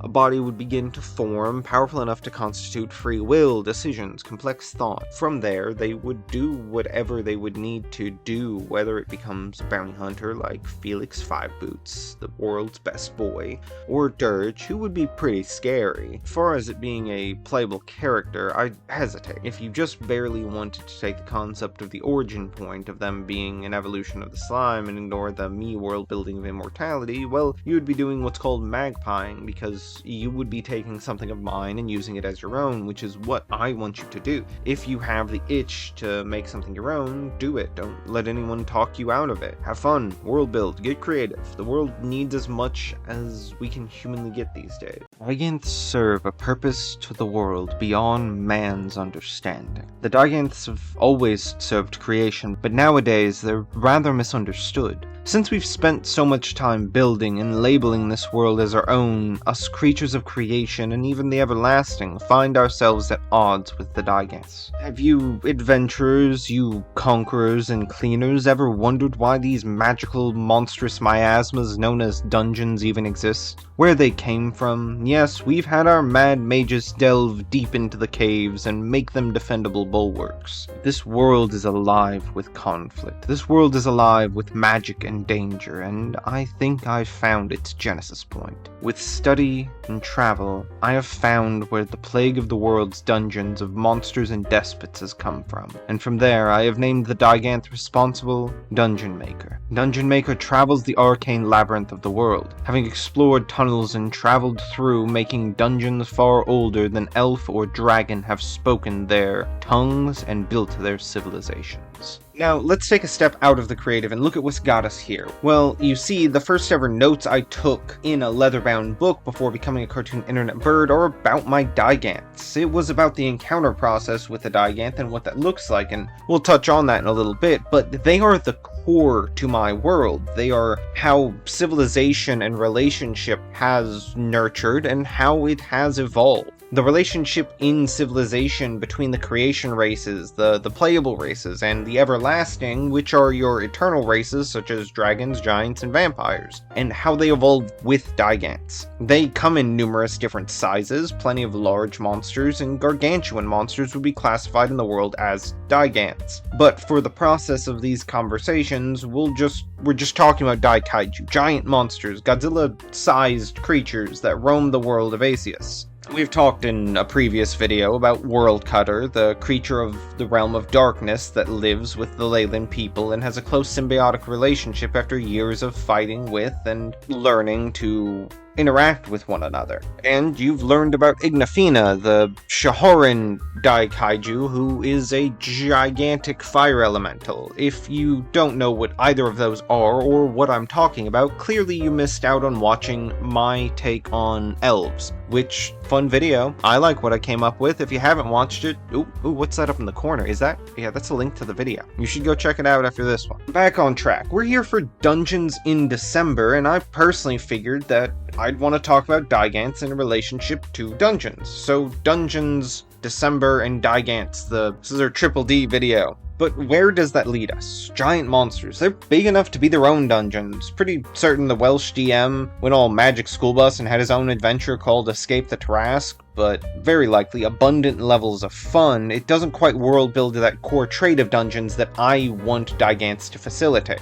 The answer for many of my inspirations comes obviously from the media I consume. I am a magpie after all. It is an interesting thing that in a lot of anime recently we've seen the concept of dungeons existing as a magical faculty and function of the world, these fixtures that are understood and developed while they're being explored. And for me in my world, what carves those magical caverns throughout the dungeon? Because yes, something will naturally take over, that be a tyrant or a lich, but as I've mentioned, caves themselves don't make a good threat outside of their own natural troubles of navigation and exploration. However, that doesn't really brew a dynamic adventure all the time. The unknown dungeons, the ones that history doesn't remember when they show up or why they continue to be sustained throughout the years of being unexplored until hapless adventurers stumble into them for a quest item. This gets into a bit of conversation that will actually be far more relevant in my next video, but dungeons, at least the dungeons that the Diganth Dungeon Maker creates, are kind of pocket magical biomes. These little areas of exploration for basilisks, slimes, mimics, and areas rich for a lich to explore and find. Magic is your ecological producer. My Diganth are inspired by a mix of kaiju from the Toho films and tailed beasts from Naruto. What I'm discussing largely deals with the latter end. The tailed beasts in Naruto are 110% just chakra monsters. They are life energy fantasy magic incarnate in a creature, and well, my Diganths are just the same. They're made of quintessence, which is life magic. This means that Dungeon Maker is traveling the labyrinth of the world, traveling throughout it. It opens up small pockets where energy and life force is just left in its wake. Many creatures drawn into it and consume it as a source of energy, no different than the absorption of sunlight in the ecological wheelhouse. This means Dungeon Maker is traveling throughout the world labyrinth, opening up small pockets where energy and life is left in its wake as a resource that many creatures are drawn to and consume as a source of energy, no different than the absorption of sunlight in the ecological wheelhouse. So the stage is set for you to all understand the where and the why, but how about we talk about the actual design? For many of my Dagants, I just look at actual kaiju that exist out there, whether it be Toho, Naruto, TTRPG monsters, mythology, anything and everything. But let's look at what I need Dungeon Maker to do. What adaptations and traits? Well, I needed to create underground expanses. The Arcane Breach dungeon is almost exclusively underground. It needs to meet the expectations of the natural dungeon tropes that we all love, a defendable, magical, and dangerous area. This means Dungeon Maker must be able to burrow. When looking into the natural world, there's plenty of critters that can burrow. I mean, a nature documentary or a few recommendations from friends, families, or Blue Sky, there's countless points of inspiration. However, this is a little tidbit of Magpie story time, but I settled on a good old Hog of the Hedge variety. Why, you might ask? Well, for starters, they're cute. Very cute. And Dungeon Maker, while a giant monster that can uproot and destroy villages as even kingdoms is properly motivated, is still gonna be cute. I also had a precious member of the Magpie family named Baphomet. She was a little hedgehog that was welcomed into our family. She always loved tunneling in blankets and getting into a little hut for a good old snoozy woozy. Without spending too much time or thought on the emotional and sentimental, I'd like it noted perhaps one of the most important elements of world building advice I can give you. Make world building matter to you. Make it stuff you love, stuff you find cool, stuff people you might want to commemorate, pets you might want to commemorate. There's another video, I'll probably be a bit longer into the future, where we'll talk about death in TTRPGs, and that's a healthy conversation, but generally TTRPG, world building, writing, and art in general allows us a window to immortality, to remember and keep those who aren't around with us anymore. So no matter how much more logical choices there might be for Dungeon Maker, I'm choosing the hedge inspiration for my hog who isn't around anymore. To move the emotional weight on, this also offers a soft line of connection to the kaiju Anguirus, spiky ball, best friend of the King of Monsters. Dungeon Maker, much like Baffy before it, had made the world its blanket to swaddle in and slumber up to for a period, sleeping in these caverns in order to rest and restore. For those who don't know, hedgehogs spend a lot more time asleep than awake, so good reason to have them carve little pockets and tunnels into the world for these dungeons to exist in. I imagine it's pretty easy Dungeon Maker would want to journey through the labyrinth of the world. That's easily also answered through our hedgehog inspiration. Yes, the largest of monsters, destroyer of kingdoms, the Digants that shape the lands and end civilizations, also need enrichment. Dungeon Maker would largely live in a passive sense. While sizable, not the most destructive of Digants. Be mindful with all monsters when you make them, they're gargantuan or colossal sized, as they will be hazards to be around. They will be dangerous, and they will displace masses of ground, tearing through any space they have to move through. Reasonable amounts of earthquake, damaged structures. Now, luckily, Dungeon Maker will likely do her best to avoid major kingdoms because Digants, much like any other creature of intellect, understands where their energy and time should be spent. However, Dungeon Maker would carve up through the ground burrowing, her path leaving a perfect arcane pocket to attract monsters and enchant surroundings, and then from there create the energy needed to facilitate an environment. You might be wondering, okay, cool, you've got a reason for miscellaneous dungeons throughout your world. What else can you offer? Well, frankly, this isn't my first Digant. Now, you all know Ignafina and World Cutter and my Regenesis Aesius for elves, and now you're here to meet Dungeon Maker, but what do I really plan on doing with all of these Digants? Giants monsters are fun, I talk about using them in my world building, but functionally what do we do? Well, there's a decent bit of discussion out there about how even low-level players can interact with monsters well beyond their weight class, and I think Digants are the same. But here, I beseech you for help in evolving my own system. I have had an idea, ever since that first page in that first leather-bound journal, about how I want to see things work out. But it's kind of been in a rough draft state for a long time. I've lacked the ignited sense of inspiration. So, I've come to you guys for help. I'll lay out my system in the rough draft state I currently see it in, and you guys in the comments after hitting that like and that subscribe to get all of those abundant rewards we've listed in the previous videos, leave me a comment about what you advise to improve. I've seen such lively groups of comments for some of my other videos, so I know you guys can do it. I know you guys have brilliant recommendations. But how do I see these encounters? Currently it's in a 4-stage process, so stage 1, survive. This is done in an initial encounter where the players or characters, if you're just writing a story, merely focus on enduring the storm, surviving the mess of a giant monster rampaging, or perhaps just moving through wherever your party is. They might be worried just about themselves surviving, or if they're moderately powered, you maybe give them civilians or passive objectives that they have to help ensure the safety or success of.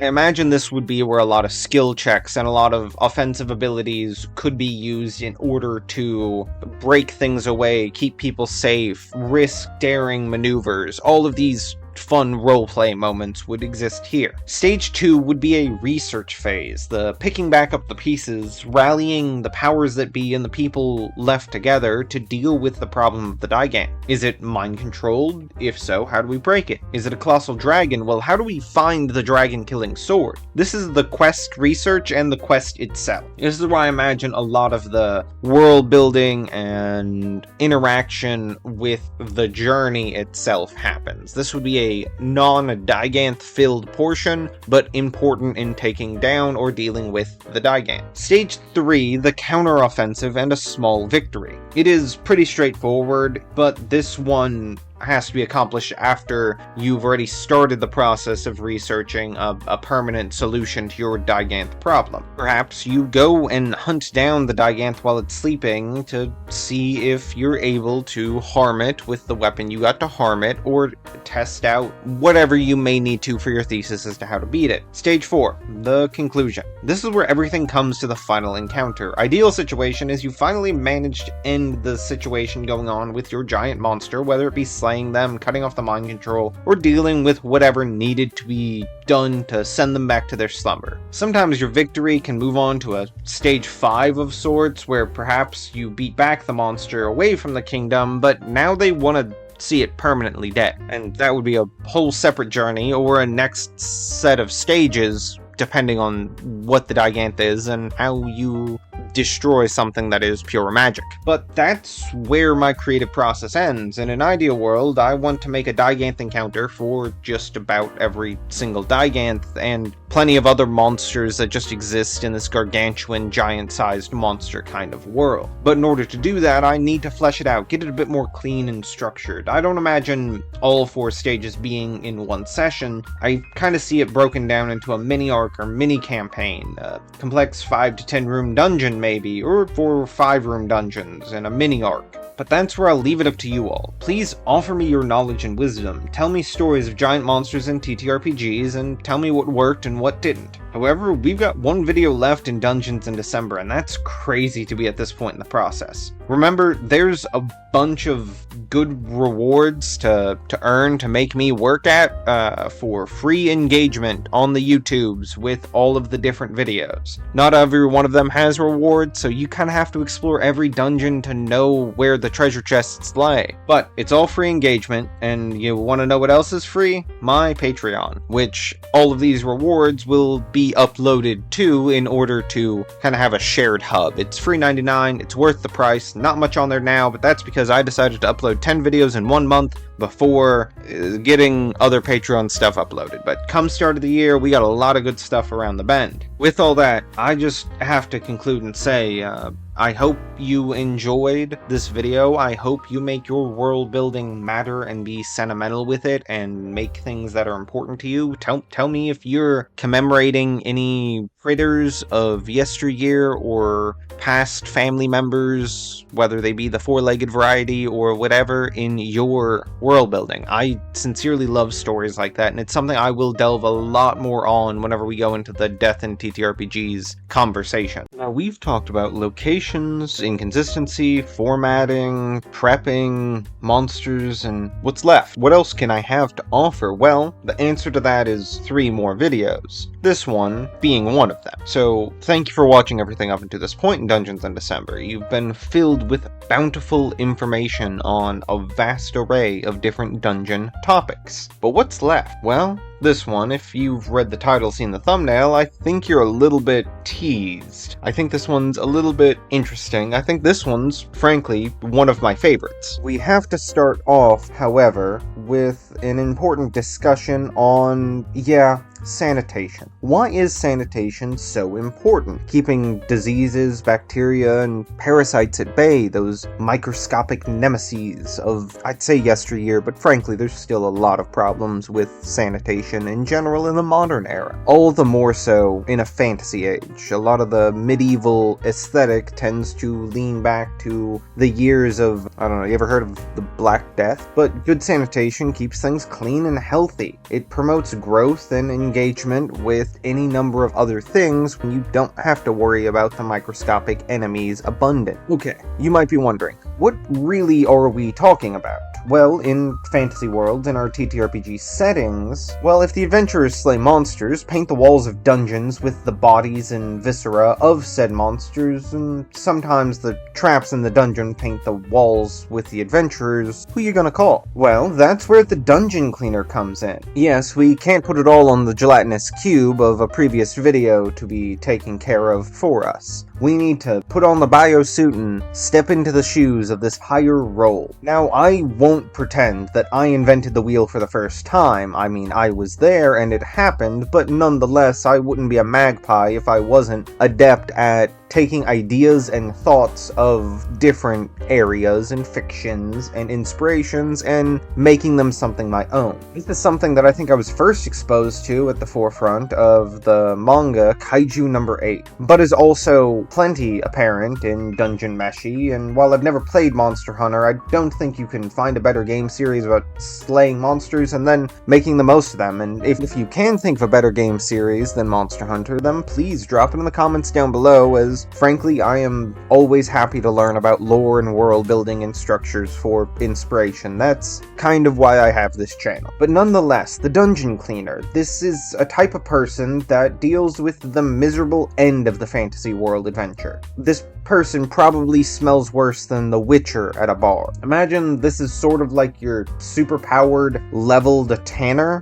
who, if you don't know, is the real original owner of a miserably needed job. So what's the importance of this role? Well, countless, really. Sanitation being a big part. You never know what diseases and microorganisms and cursed livers might exist within these magical creatures, and if you choose to build said things, even more so. But studies of alchemy, magical items, upgrading your residency and equipment with such raw and rare materials is just something about the fantasy of living with these magical creatures. Someone has to be able to deal with the ugly guts of the monsters that the adventurers slay. I imagine there would probably be a guild of sorts, organized training in the skill of dismemberment, the study of the bodies, the tools and techniques used to cut into and best handled for the body to be turned most efficiently into material and resource. I kid you not, this is one of the most important roles if you want a universally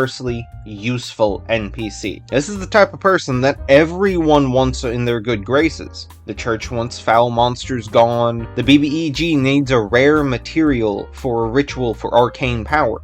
The adventurers who slay the monster want to see those dragon scales for their most recent quests carved up for maximum use and profit. This is the person everyone needs. Everyone needs the cleaner, but nobody really wants them around. There are countless downsides to dirty jobs. Now, first and foremost, the cleanliness element. Being exposed to death and decay generally has its downsides, so please wear your required PPE. Noxious smells, poisonous innards, and possibly alchemically complicated body parts. Think explosive, acrid, or magically complicated. Not to mention that most monsters worth harvesting die in dangerous places. The cleaners will still oftentimes have to contend for traps, remaining minions, miscellaneous monsters, and adventurer scalpers. These are combatants in their own rights. They need to be world-wise. In a lot of ways, we do see this from The Witcher. They need to be able to study and adapt, much like in our typical fantasy ranger. Is this when Magpie fixes the ranger? No. Get me to 50,000 subscribers and I will be the guy who finally fixes the ranger. And by that I mean I'll do a thesis of the ranger, but we'll fixate with the cleaner for now. Or, you know, there's always the unsettlingly incompetent, kind of like Waterboy from Dispatch. Any y'all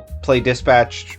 Man, I love superheroes. I'm gonna start talking about them one day, hopefully in the not too distant future. Leave me a comment if you play Dispatch. I need to know if I should add it to my list of things to eventually make essays about. But back to the clean. This is a dangerous, dirty job, but the wonderful element of it is what being successful means. This would be incredibly lucrative, but one has to wonder, how much is it worth the risk? But perhaps it's some sort of long-term trade. Perhaps you learn, make your bag, secure your 401k, or whatever match your guild offers. And then after getting comfortable, you leave the nasty behind and train the next generation. So what's this offer the greater conversation about dungeons? Honestly, not a whole lot, but this has been fun to think of, especially since I know I enjoy higher fantasy, magic, techno-fantasy, so controlled disciplines and evolutions in civilization that would touch on these semi-modern concepts of sanitations, but not just in kingdoms, but also in dungeons, is so rich for inspiration and fun to me. It's easy to look at this as a background, it's easy as looking this as potentially a character class if you wanted to build it that way, but a very important NPC for your party to go and learn from especially. I mean, just think of the story that there's rumors of a TPK of a local party, perhaps your TPK of your local party, in a local dungeon, and maybe a cleaner ventures out to clean up the equipment and the dead adventurers, a true scavenger of the world. But what if there's someone else out there cleaning dungeons? What about the minions? Yes, there's this little one-shot micro-adventure that's been living in my head rent-free after talking with some of my buds who had to deal with some frustrating middle management. And that's the Minions Day in a dungeon. An adventure dealing with the slimy company drama at your local dungeon. Resetting traps, dealing with the incompetent lich of a boss, handling the leftovers of adventurers, and the abuses of being nothing but Kobold number 485. If this sounds interesting to you, tell you what, this will be a big goal, mostly because I believe in you all to do whatever it takes to motivate me to make cool things. Okay, so if I get to 2,000 subscribers by the end of January, I'll make the adventure, probably beg Magwife to make some art for it, and then I'll make sure I share it with you all. Will likely be a system agnostic, maybe 10-room dungeon sort of thing. I don't know, got a lot of pages and notes for putting the cool stuff together for this one. Man, I've got a lot of stuff to work on if you guys meet all the terms and conditions for projects and dungeons in December, and it doesn't take anything but a little bit of time and effort. No money involved for you guys to help earn your way to free stuff. Wait, it's almost over, isn't it? Only a few more videos left until we're done in the dungeon. I'll have to send for a cleaner to come through after I'm done with you all. I love ecology. I've long loved the concept of the relationship between magical fantasy and, well, it's dungeons in December, so dungeons. This means I can now spend an unhealthy amount of obsessive world building trying to connect the dots, thinking of these different elements. So where does that get us? Well, in this final video of Dungeons in December, we're going to look at two things I love: world building and ecology in the context of dungeons. I've been thinking a lot about this recently. Caves don't brew ecosystems for dungeons, as I've mentioned in the first video. Check it out if you haven't already. If you're unaware, Dungeons in December is about 10 videos, and they're not all terribly lengthy, but if this is your first one, you got a lot of catching up to do. There's quite literally a decent bit of free stuff you can make me make you for some free engagement with it. But nonetheless, as I mentioned in that first video, caves don't naturally make a whole lot of apex predators, but it's so interesting that caves are this sense of constant adventure in a lot of TTRPG settings. So caves don't make apex predators until they do, but that's why I made Dungeon Maker in my last video, to introduce the world building stage to an element that can mentally be able to tackle and justify the ecosystem within a dungeon. It'll be the same with dungeons that are in caves, but also magically supercharged dungeons that have creatures drawn to them, as I think this wacky world only balances out in regards to the exchange of energy and all these apex predators running around when we have to add in that extra token to the equation. Before I get ahead to myself, let me give you the groundwork. We're going to pop into a bit of bird science class, and I'm going to actually bother to educate you on the silly magpie hyperfixations, and then after that we're going to look through 10, count them, 10 fairly common dungeon creatures, and I'll just share little tidbits and talk about their place in all of this and some interesting things to do with it. It'll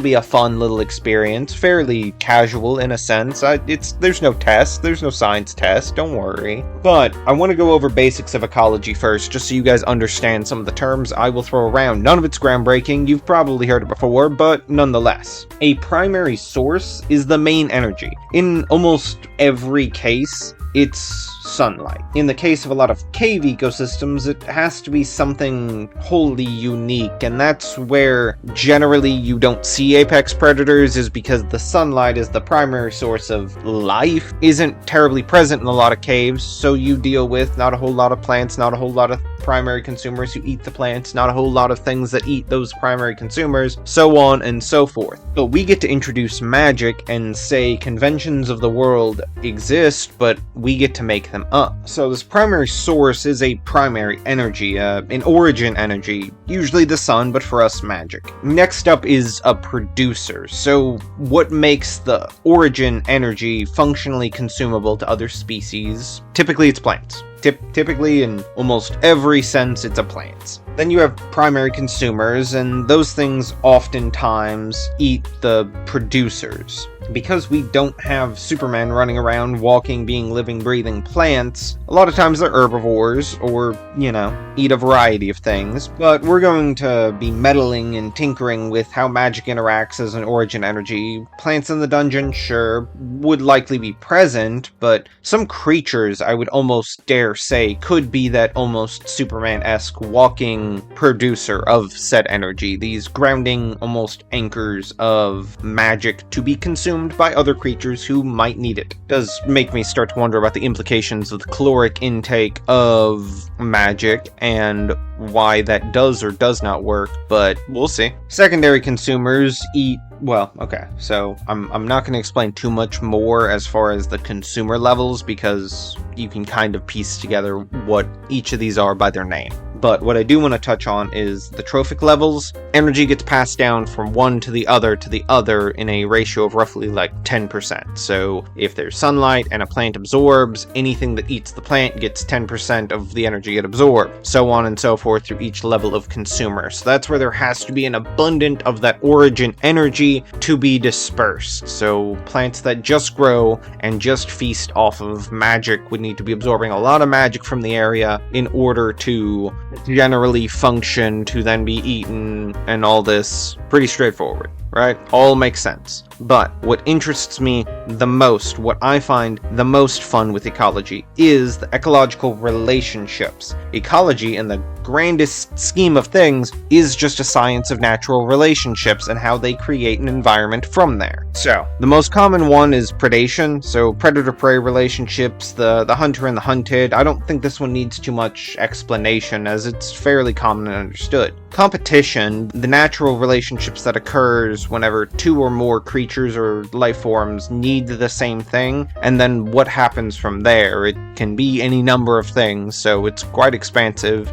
but it's going to probably be more common when thinking about settings like this that are pretty tight and confined, because there's not a super abundance in creatures. But maybe there are. Maybe that's something else for us to look at. Maybe there's a lot of insects and a lot of small mammals and a lot of plants that get supercharged by dungeon makers' residual magics. Next up is symbiotic relationships, and while Marvel gets a bit screwy, though I could really debate back and forth on this one, symbiosis is where both creatures benefit from the relationship. Parasitic relationships is one gains, one suffers. Mutualism, they both benefit. Commensalism, one gains, one doesn't really care. So that's your Magpie science class. Pretty straightforward. I know I didn't break any ground by teaching you all this, but just in case I throw up any of these terms, I want you guys to be aware. This next portion will be, again, just kind of a top 10 of bunch of guys you typically see in caves, bunch of guys you typically see in dungeons, and I think I'd want to touch a little bit on them. So first and foremost is you have the rat. Very often a rat of unusual size. These critters are known for a lot in the real world, and I don't think it'd be any different in a dungeon. You typically see,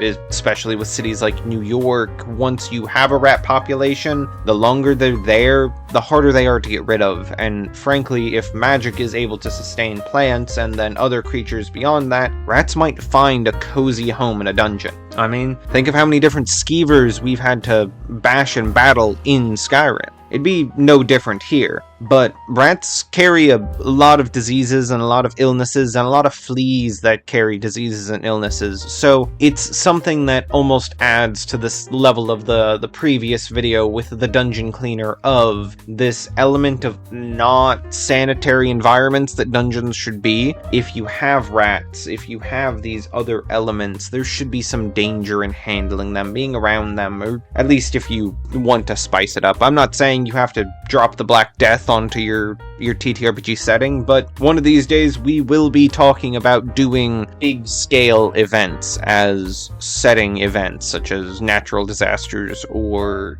widespread illnesses and so on and so forth. But rats, I think, often show these unique relationships of community and being able to handle things in these very complex, again, community-driven ways. There's a lot of ways you all as people try to use rats to facilitate either getting rid of them and trying to find ways to kill them or experiment and all of that, but I think it could be an interesting element of that reward that I'd mentioned in the dungeon cleaner video of a minion's day off, of having to try and deal with and come up with ways of removing the rats. But perhaps rats also offer a natural informed way of the druid of talking with something that's going to be very familiar with the layout of the dungeon. Rats know where they're going, and if they can make New York City their kingdom, they can certainly make the Tomb of Horrors their kingdom. It'll be dangerous to some of them won't make it out alive, but some of them will. Some of them will be the Rat King of the Tomb of Horrors. Just you watch. Next up is a rat with wings, your bat. Very common feature in almost every single cave. They offer me a position to talk about how absolutely adorable they are, how they should be protected, how you should look into, if you have bats local, getting a bat house, because those are fascinating and cool. But if we're talking about TTRPG settings, there's this level that they are excellent pollinators. Pretty much touched on it in my last ecology video, but there's almost anything and everything in the world can facilitate the carrying of pollen or the carrying of biological product from one place to another, and I think bats greatly facilitate that, especially if we start having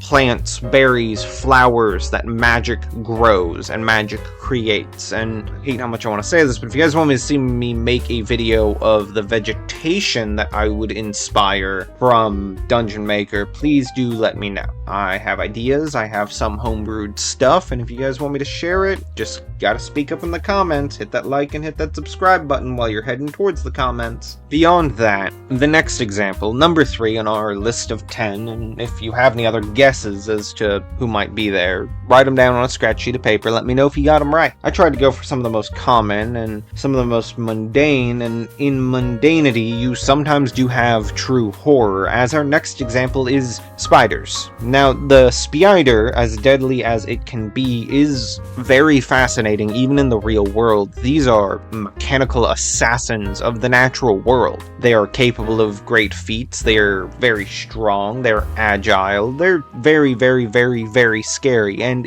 hate to keep referencing it, but if you dungeon too long in Skyrim, you'll run into some. There's numerous kinds of poisons and venoms that might be exposed to. The thread and webbing that could be a terrifyingly scary snatch and grab that could happen from a large spider could be a nightmarish encounter in a big enough environment. And I wouldn't say to shy away from those things. Frankly, I think it's a great option to be able to go through and really consider what makes these things interesting. All 3 of these are examples of creatures that exist in the real world. There's ample, abundant inspiration out there for said things. Next up, I want to talk about an animated skeleton. Now, this would be a byproduct of a magical environment, and it doesn't necessarily have to be a bipedal, legged and armed skeleton as we are used to seeing. However, if we are near a burial ground or there are some dead adventurers, most certainly. But I would like to look at these guys as kind of weird walking producers. the skeletons, the bones laying around the dungeon would be just conduits, fissures for magic to leach into, seep into, and then animate the aimless roaming undead throughout the dungeon, whether it be castle, forest, or cave. From there, creatures that would consume bone or be drawn to consume magic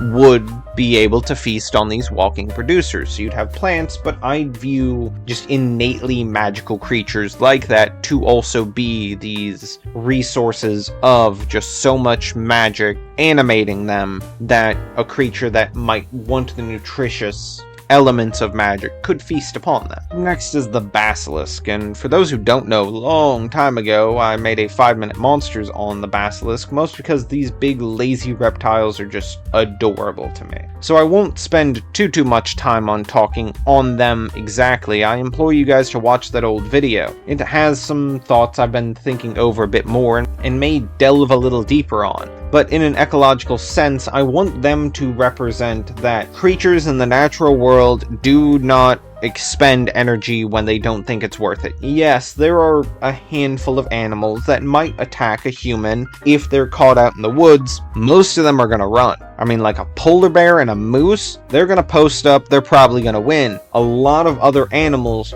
will just run because it's not a worthwhile encounter. Animals see challenge rating. Birds see challenge rating, and y'all are weak. Go to the gym, pick up a sword, do better. No, I'm kidding, y'all are great. All adventures in the making, every one of you. Up next, the next two should seem pretty familiar, and frankly, because they're both familiar and I've done videos on the both of them this week, I won't spend too much time talking on them, so much so as elements of ecology that I think they excellently facilitate. So first and foremost, yes, you don't have a dungeon without the dungeon's best friend, a mimic. Mimics are ambush predators in every way possible. It is taking advantage of, as it so happens, the fantastical natural adaptation known as mimicry in order to impersonate something, whether it be an object, a species, whatever it may be, to lure people in. And then it goes snacka and takes a little bite out of things, takes a big bite out of things, and then dissolves it in acid. And we can't talk about the mimic without talking about our next entry, the gelatinous cube. Of course, to me, a scavenger. This cube, this slime, would eat anything and everything that's left over in its wake. Depending on the slime or the ooze, you may not have it eat bone or armor, but it could consume and dissolve all the flesh, leaving behind bones in a dungeon that may then self-animate. Then you have skeletons coming into the mix, so on and so forth, going through this cycle. But scavengers pick up anything that they can get their grubby little slimy hands on. The next three are going to be where I have to get a bit more creative in thought. I think I'll actually break my script up and talk first about goblins. Goblins are a unique creature in fantasy because you really gotta look at where people have them in their world building. To some, they are creatures, maybe akin to Ewoks on Endor if you're a Star Wars person, but these civilized little species that are removed from being, I don't know, it's hard to describe, but you kind of have them sometimes be more animalistic, sometimes you have them be more creation racy and soulbound and developed characters, and it really depends on where you have them. But goblins, kobolds, and any other minion race that would live in a dungeon, I think could very naturally become a faculty of it, whether it be, you know, looking into what might also facilitate the human quote-unquote activity within an ecosystem and allowing goblins to tell that story, or you allow them to interact as creatures that consume and hunt and contribute, as they very easily could in many ways form relationships, symbiotic relationships, parasitic, well, probably not parasitic, but mutualistic, symbiotic, and commensalistic. I don't know if that's how that's pronounced, but all of these different kinds of relationships with plenty of the other creatures. Maybe it's the goblins who piece together ways of having creatures interact and ways of serving these creatures that help ensure safety. Maybe they keep a basilisk nearby to help keep the rat population down, to keep their food storages cleaner, because a basilisk with a mere gaze can turn a rat to stone, and then it eats the rat, and then it's not eating them, it's not eating their food, and the rats aren't there to spread the disease. So on and so forth. But with a lot of these creatures, you could have any of them beat a goblin, and any goblin then beat them. That a lot of these things, barring probably the mimic and the gelatinous cube being on the higher end, and the basilisk, those three being fantastical middle ground creatures, would kind of need many a goblin working together, which wouldn't be impossible to be seen. But these last two, these are gonna be what we call apex predators. So trolls, very interesting creatures. They're another one similar to goblins. It really depends what you do with your world building to determine how much of an imprint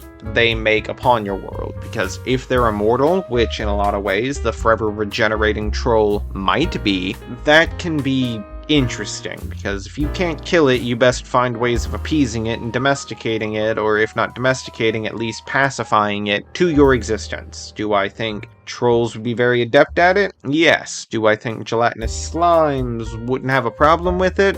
Possibly. Basilisks could be dangerous to it, but it could also be dangerous to a basilisk, so maybe they just steer clear of one another. But I think a troll, similar, as silly as the sentence might be, similar to a polar bear, is an apex predator that would start to threaten and hunt creation races, possibly even hunt everlastings, depending on how big and bad your trolls are. The last, and certainly not least, as it is fundamentally the most probably dangerous and certainly insane creature, is the beholder. In a previous video where I talked about reimagining aberrations, which if you haven't watched, you definitely should. Pretty proud of the creations back then. I really should reassign that video to being part of the Regenesis Aesius kind of series. But I talked about the tyrant, which T-E-Y-E-R-A-N-T,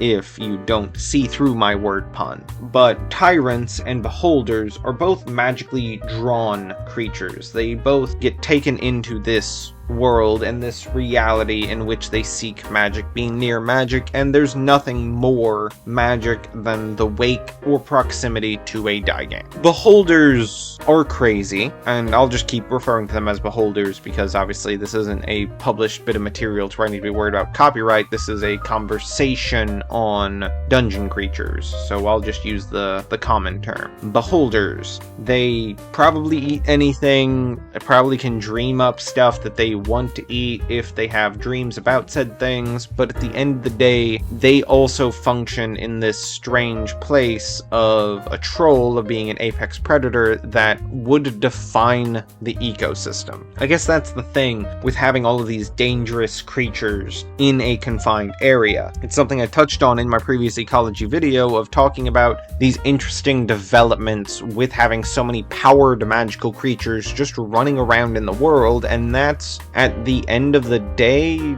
gotta have something on top, or at least a real close competition up top. And I think beholders offer that for a dungeon. I've told my previous story in a video earlier in the series about one of the most memorable dungeons I have was a beholder's lair in an abandoned castle, and I think beholders, similarly to these magically induced and created dungeons, offer an apex predator oddball, a bit higher thinking creature for the rest of the ecosystem to maybe develop around and react to. And that's 10. So, in conclusion, dungeons need to evolve. Dungeons need to change. Dungeons are alive. Dungeons are beautiful because they offer this opportunity to shape and create these unique environments and settings. Everything I've said in this video is subject to change, but stand also in any dungeon, whether it be castle, forest, cave, city, all of it can operate in the same faculty. There are countless versions of this exact video that were going to be made up where I wanted to look through favorite dungeons, looking at the monsters and vegetation provided and really analyze them to form a sensible ecosystem. If that interests you, let me know, because I love talking about world building and I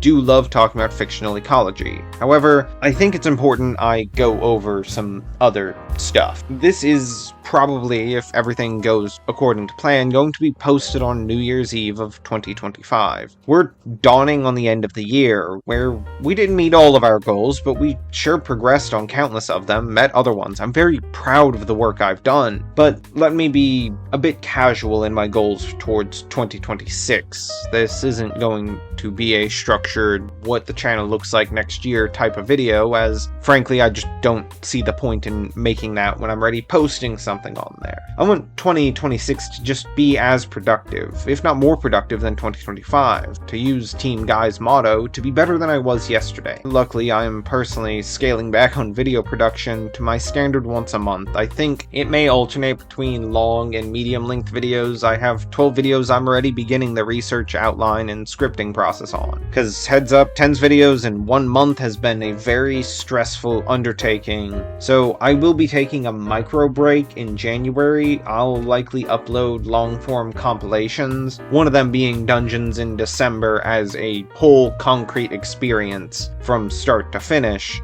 with outros and intros kind of snipped on both ends, but the other one is up in the air. It's either going to be Giants Part 1 and 2 combined into one, or perhaps taking as many of my videos as I can cram into one video and really allow it being just a cozy kind of TTRPG advice to relax and fall asleep to. Had a friend say my videos were easy to fall asleep to because I say the right things, but I've put some thought on it. I think I have that calm, low energy type of creative style, so maybe it's something to explore. I don't know, you all will have to let me know if that's interesting at all to you. But come February, new video. I plan on putting a full throttle grind to the next channel. I know I've mentioned it countless times in different places, and while I love TTRPG and world building stuff, fun fact, this channel only exists because the channel I initially wanted to make was a bit too intimidating for me to do while inexperienced. Initially I wanted to acquire a bit more technical skill and